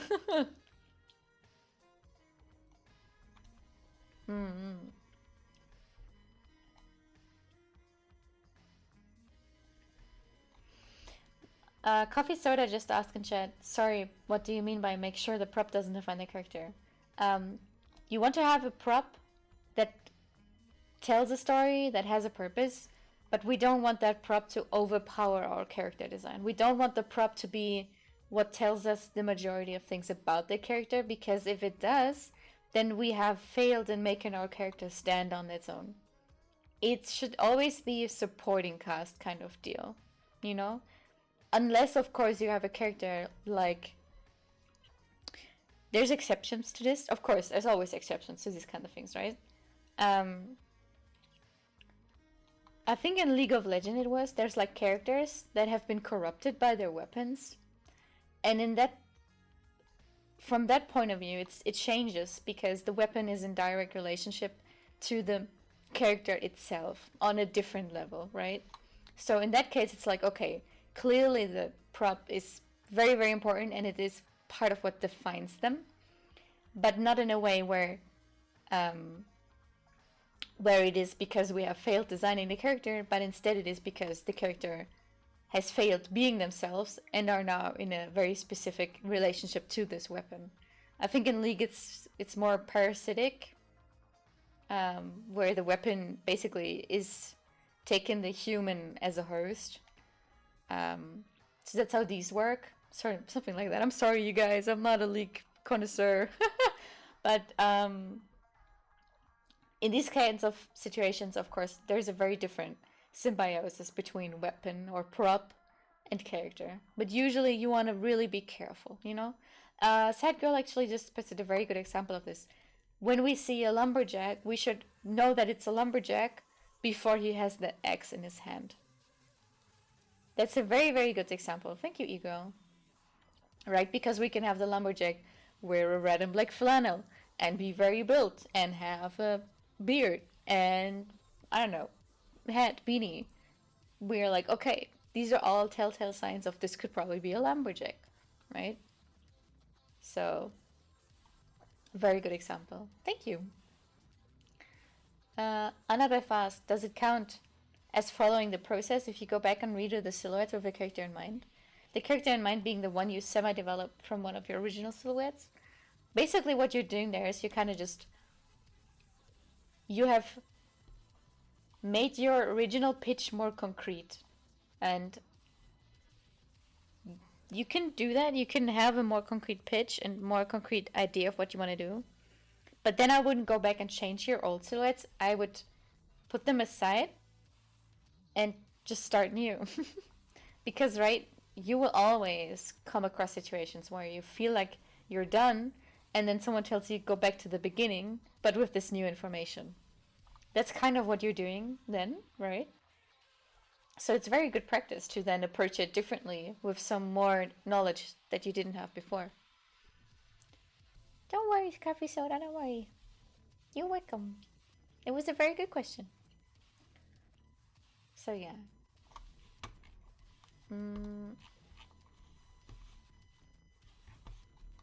Horo. Again, I like your ideas. It can go places, and this would be the perfect opportunity to then be like, I have some very nice ideas. Let's try again and apply a new focus on it. Because then this can really go somewhere nice. And I think you have a very good idea here. I really like the circular element. And I really like the flag stuff as hair. That's really sweet. So, hell yeah. Go push it. Push that idea. Push it real good. Thank you. Thank you.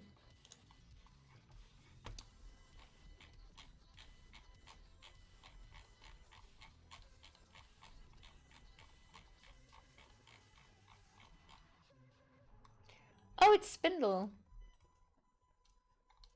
With you, Spindle, I really have to commend you on your process. Those pages that you showed before, that was perfect. I don't even need to say much. You clearly looked into the anatomy. You clearly referenced the head and the feet. I find it interesting that all of us did like some sort of wraparound gear around the lower feet. I think it just is so ingrained in us that monkey person, big pants, wraparound thing, shin, yes, good. Because it just looks good. It just complements the shape of the legs so much. I mean, it's kind of hard to come up with an alternative to shoes. Right? For hands. I know, it's like, oh, okay, I guess we're stuck now. Oh, screw it, throw some wraps on it. It's the Oh, Sonic no. Boom design philosophy, don't worry about it. Boost pads! Nice. So, yeah. Gonna wrap my feet, yeah. Hell yeah. But, I like everything you've got going here. I think I'm getting Sage, I'm getting Monkey. We have the Sage planned. Love that. Bonus points. Vaporwave in the glasses. Not much Vaporwave anywhere else. So that would be what I would tell you to push a little more. Because you have a very sexy base here. We got that.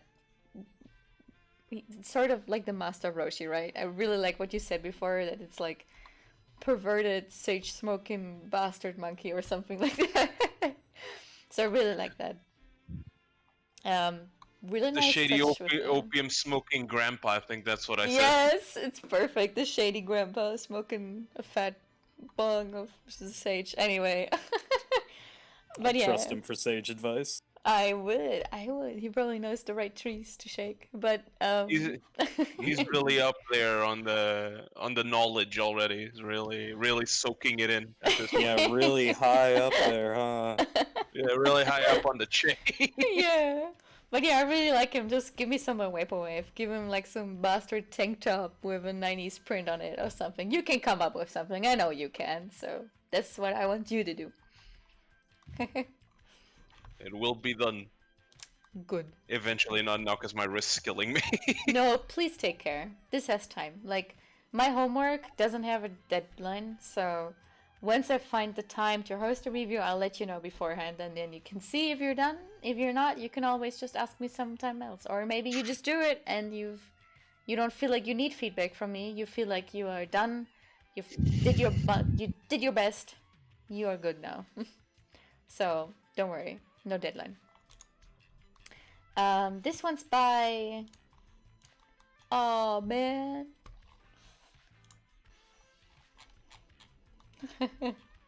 What a name, dude. So... I'm almost getting Mad Hatter. And I really like that... Here's another thing. You guys who chose like a real life monkey species to base your monkey on, gold standard. Because this is the kind of thing that you would be doing, right? If your AD tells you make me a monkey man, they're probably gonna tell you the type of monkey men that you can have, right? Or they would want you to have a base for it so that it becomes more believable and your design is more grounded. Not everyone can make a chip, right? So I like that you have some refs here. Very good. You can always have, like, if your ref board's good, you can have your reference boards in your portfolio, even for professional job offers and like on your art station. So good touch. He is chill, alright. You guys are really on it with the smoke pipe. We got some different silhouettes in the top, which I really like. Very, very different, and that's good because it shows me you can do variety.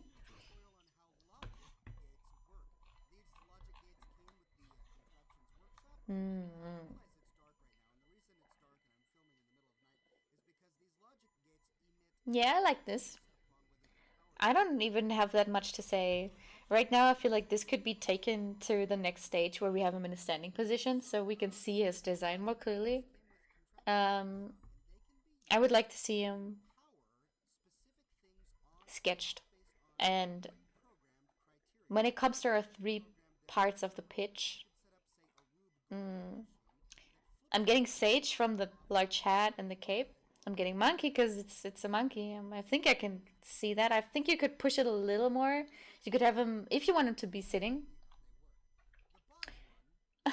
I might kill the rhythm real quick. Wait, I apologize. No, he's innocent. He's just doing his job. What are we listening to? I have no idea.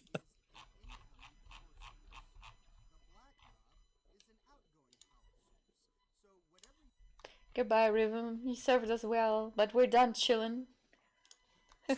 He just tried being himself. It's true, and I Why? appreciate it, but it's over. No more. We have to go our separate ways. Anyway, I think I would have liked him to be sitting in a pose similar to this one, because this is a very humanoid, a very anthropomorphic sitting pose, which isn't bad inherently, but I think that could push the monkey part a little more. I like that you have the hook tails, and I like that you have the little bananas. You drive me bananas, Mr. Monkey. I think you're killing people with puns at this point. Come on, this is all I have. I like the polygonal stuff. That's kind of all the vaporwave, right? You're kind of introducing a fantasy element with the clothing the more that I look at it, which is, you know, this could be a hit or a miss, right? This really depends on what it is that you're doing this for, right? So without context, I'm thinking could be a little more monkey, could be a little more vaporwave, could be a little less fantasy, a little less D&D character. But yeah, overall, very charming. I like what you've done. You've given us a layout. You've given us notes. That's good. That's some good shit. Thank you.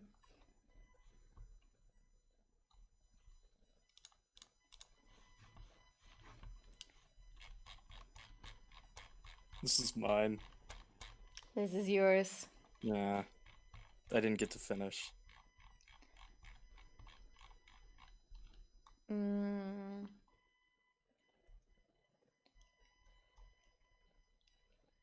I think this is very... I'm getting troubled teen from this, you know? More What's than... that? Like, troubled teenager more than sage. Yeah.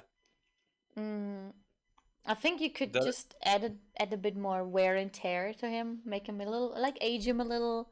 Maybe enhance the beard magic. Maybe... Yeah. That kind of I was stuff. also thinking of making the hair less full and just replacing it with like a trucker hat or something. Hey, Rita. To be... The Rita, check your Jojo DM. Pompadour. Oh. The Jojo Pompadour, I don't think is working. No, actually, I actually like the hair. I could imagine him to be, excuse my French, but he could be a shitty old man, you know, that has a pompadour Stuck in and his is old kind of ways. yeah, Old hip ways. yeah. So I would actually really like that. I think that's a very nice touch, and I think it sells your design because that could be the memorable thing about him. I think what makes him so young is really that his face is very ambiguous, Sorry, I don't want to get dissed again. But then we have these cargo shorts that are giving me John Cena in 2005 or 12-year-old in modern times, you know? Yeah. And that's kind of that's a problem. So perhaps you could look into making like a wraparound skirt kind of situation happen for him to also reintroduce more sage, like wisdom, like he's got like a toga kind of deal maybe. That might Is that still a keep the Miami thing I was going for. is that a hoodie or like an open chest like disco shirt? I'm not sure at this point. This was like the draw over phase. Oh, okay. Still keeping ambiguous. If you Because make I it, feel like the disco shirt would work better. yeah, if you have that as a I possibility, think it's one of those do like that. leather 90s jackets that are like really poofy in the sleeves. I don't have a ref for it. But the problem with that is because of the way that everything plays together. If you give us leather jacket, you're giving us even more 50s delinquent monkey, you know?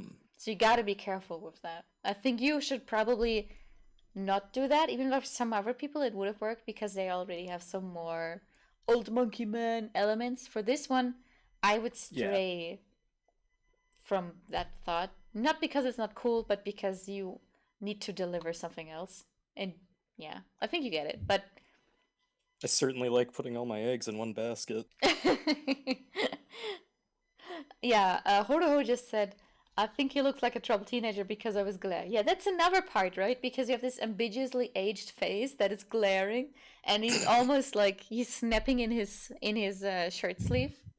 He's Oh gonna, my god. He's gonna ambiguously snap at us and walk past, and all his friends are gonna join in. You know, it's all coming together, and it's so easy to make fun of it. But that's just because you're giving us so much information, right? So please don't be sad. But please don't notice that the hands for his feet, the thumb's on the wrong side. That's fine. I mean, it's not about anatomy. Again, obviously, it's about vibes, and I think you're giving us a vibe. The thing is really just, what vibe do you want to give us? Yeah. You know what that is? It's you wasting a good opportunity to shut up because no one noticed that. Oh, Yeah. Come on, boy. my name fits. Oh, never point up anything unless someone else points it for you. Here's something that's even better. Rian just said he's the local sage dealer, and I believe that. Oh, he's the guy that drives around on his Chevy. Yeah, that's what he looks like. So again, realize that we are giving you shit because you've given us a vibe and you've given us a mood, and that's something that you achieved, right? That's not easy. Yeah. But you just gotta refine that mood a little and give us less of the grease and more of the sleaze, old man. But yeah, thank you. I like to imagine that he's a very tiny boy driving around in a massive goddamn car. He's actually sitting on like a drive shift. It's perfect. I He love has like it. he has like 3 books underneath his ass while he's driving. Okay. I love that. I love Moving that. on. Yeah. Let's move on. This guy has potential. Let's see where he goes. I want to see him in the homework corner. This is Josh. That's my sweet boy. Josh actually isn't here anymore, so I think I might not do him as in depth, but smart boy went and gave us Monkey Fighter, and then didn't really give us Vaporwave until he had all his shapes telling us Monkey Fighter.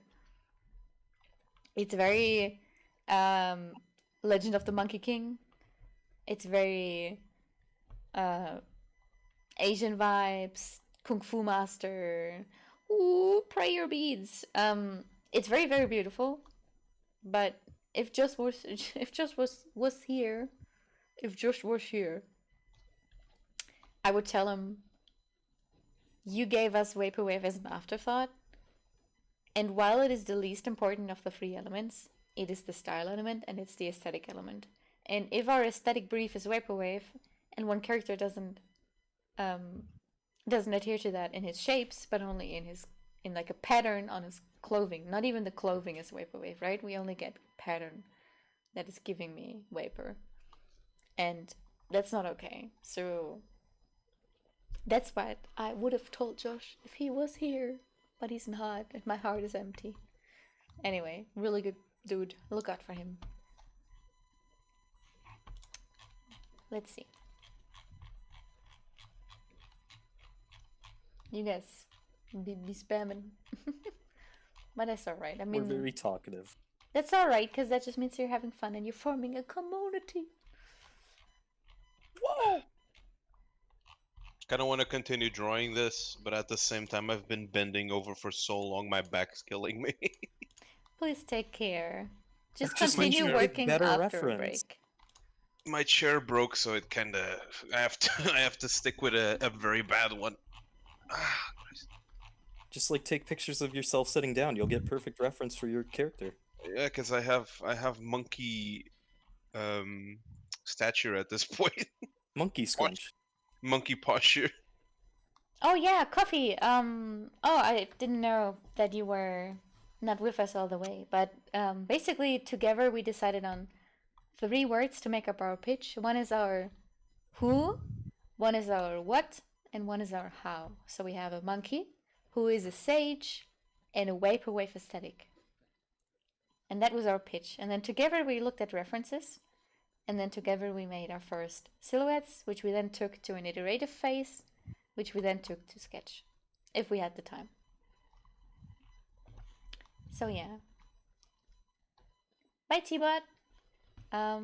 Let's wrap it up. This is the last one.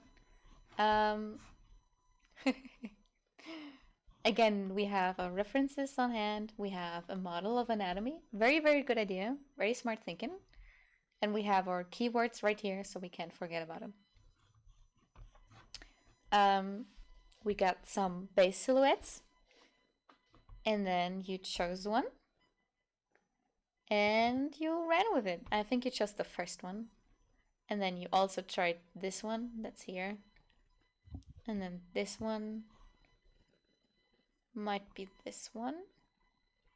I like that. I didn't specify this, so it's fine. But it might have been cool to see more iterations of just one. So we can see you thinking on paper. You know? But that aside, I really like the way that you used your values. I really like that you gave us some ideas that are totally different. I mean, both of them have glasses on, right? But one of them is like a, you know, he's the... He also has like a beat up Chevy and sells sage to kids. But this one's more a funky Kong. Was giving us some more piano. I like that the piano became a theme. You guys gotta be careful that you don't take away from each other's originality by using the same ideas. But I don't know who took from who, or if you all just really like guitars and and circle pianos. So Well, it's absolutely. vaporwave. I know, right? So it's not a problem. Guitars kind of come attached. I know, but it's great, and I love that. I'm just saying as something to keep in mind, right? Because there's no need not to take from each other, right? This is a collaborative thing. Just be careful because it does take away from the originality aspect. So if you took it from someone else, I'm not even singling you out here, okay? Don't get me wrong. You could do that. You could also have been the first person to do it. I'm just saying this directed at everyone equally. So Everyone's being called out right now. no, but listen, here's a really good point. So Eagle just said, if everyone does a piano, who will do a synth? That's a very good point. None of you did a synth.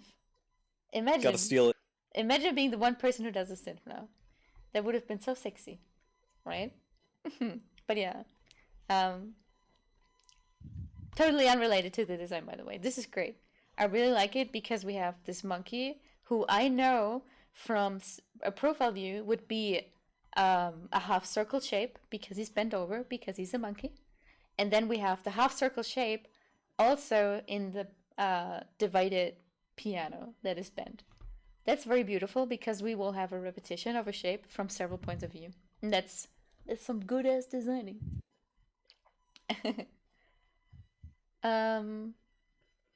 Oh yeah, right. T-Bot did do some stuff. Look at us. We are silly. But yeah. Didn't give enough credit to him. Oh. He's a good boy. They are a good artist. Let's say that. They are. These are really good. These are really good. I'm getting Monkey. I'm getting Sage. I'm getting Vaporwave. Some more than others. This one is really, really good, but it's the irony is that you drew 3 forms that are very monkey, but not as strong in the other 2 aspects, right? But then this one is very, very strong in the Vaporwave, and I'm also getting like spirituality. I'm getting mystical. But then it kind of doesn't look like a monkey, it looks like a sloth. It's like, no, you're not allowed to ace this. Okay. Your hand was like, no. Sloth wave. I love that. Thank you, Igor. But yeah, I like this a lot. I want to see, like, I want to see which of these you're going to take to sketch. If you do continue on it, you don't have to, of course, right? But if you do continue on it, I can't wait to see which you pick, because all of these have potential, right? So this could be like a wallpaper situation where I could picture this dude on like a repeated pattern, and then you download that from like Wallpaper Haven. I can really picture that. So yeah, thank you very much. I really like this.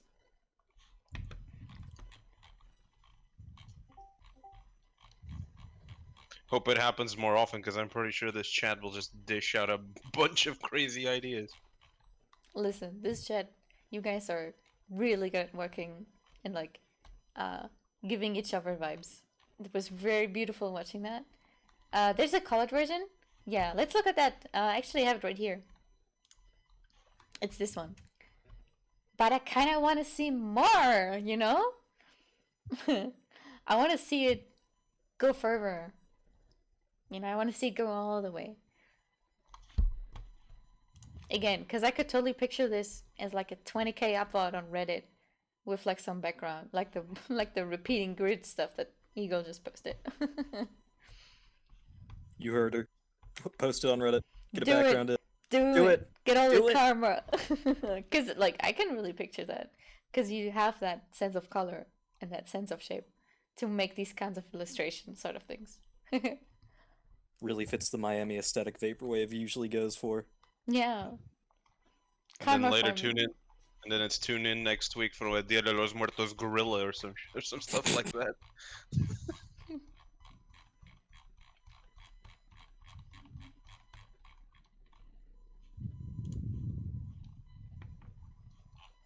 But yeah, again, thank you, Miguel. Really good. Really, really good. Go places. Do things. You are good. Keep being good. Maybe push yourself a little more. Because we should all do that, right? I'm trying to do that too. But yeah. Very nice. Though, again, kind of afterthought. We weren't supposed to be coloring anything. I know that you probably just, well, inspired. So, no bad blood. If I made such a cool boy, if I made such a cool Abe, I would also want to color him. So.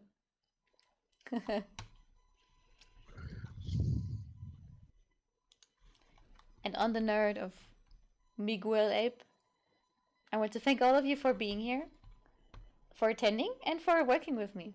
It ended up taking a lot longer, but you know, that's how these kinds of things go. We did pick up quite a large task ourselves, so thank you for being here. And I think you all got the shit. You all got the power. I want to see where you go. Yeah, it was fun. Is there gonna be another one of these? We can do that. Probably gonna be a little shorter next time because it is quite late now. But you know how it is with time zones. We start earlier. Genius. Genius. Do a 24-hour. Oh my. 24-hour sketch drawing. Yikes. Everyone's arms just fall out. Oh my god, I'm too old for that, my boy. I'm sorry.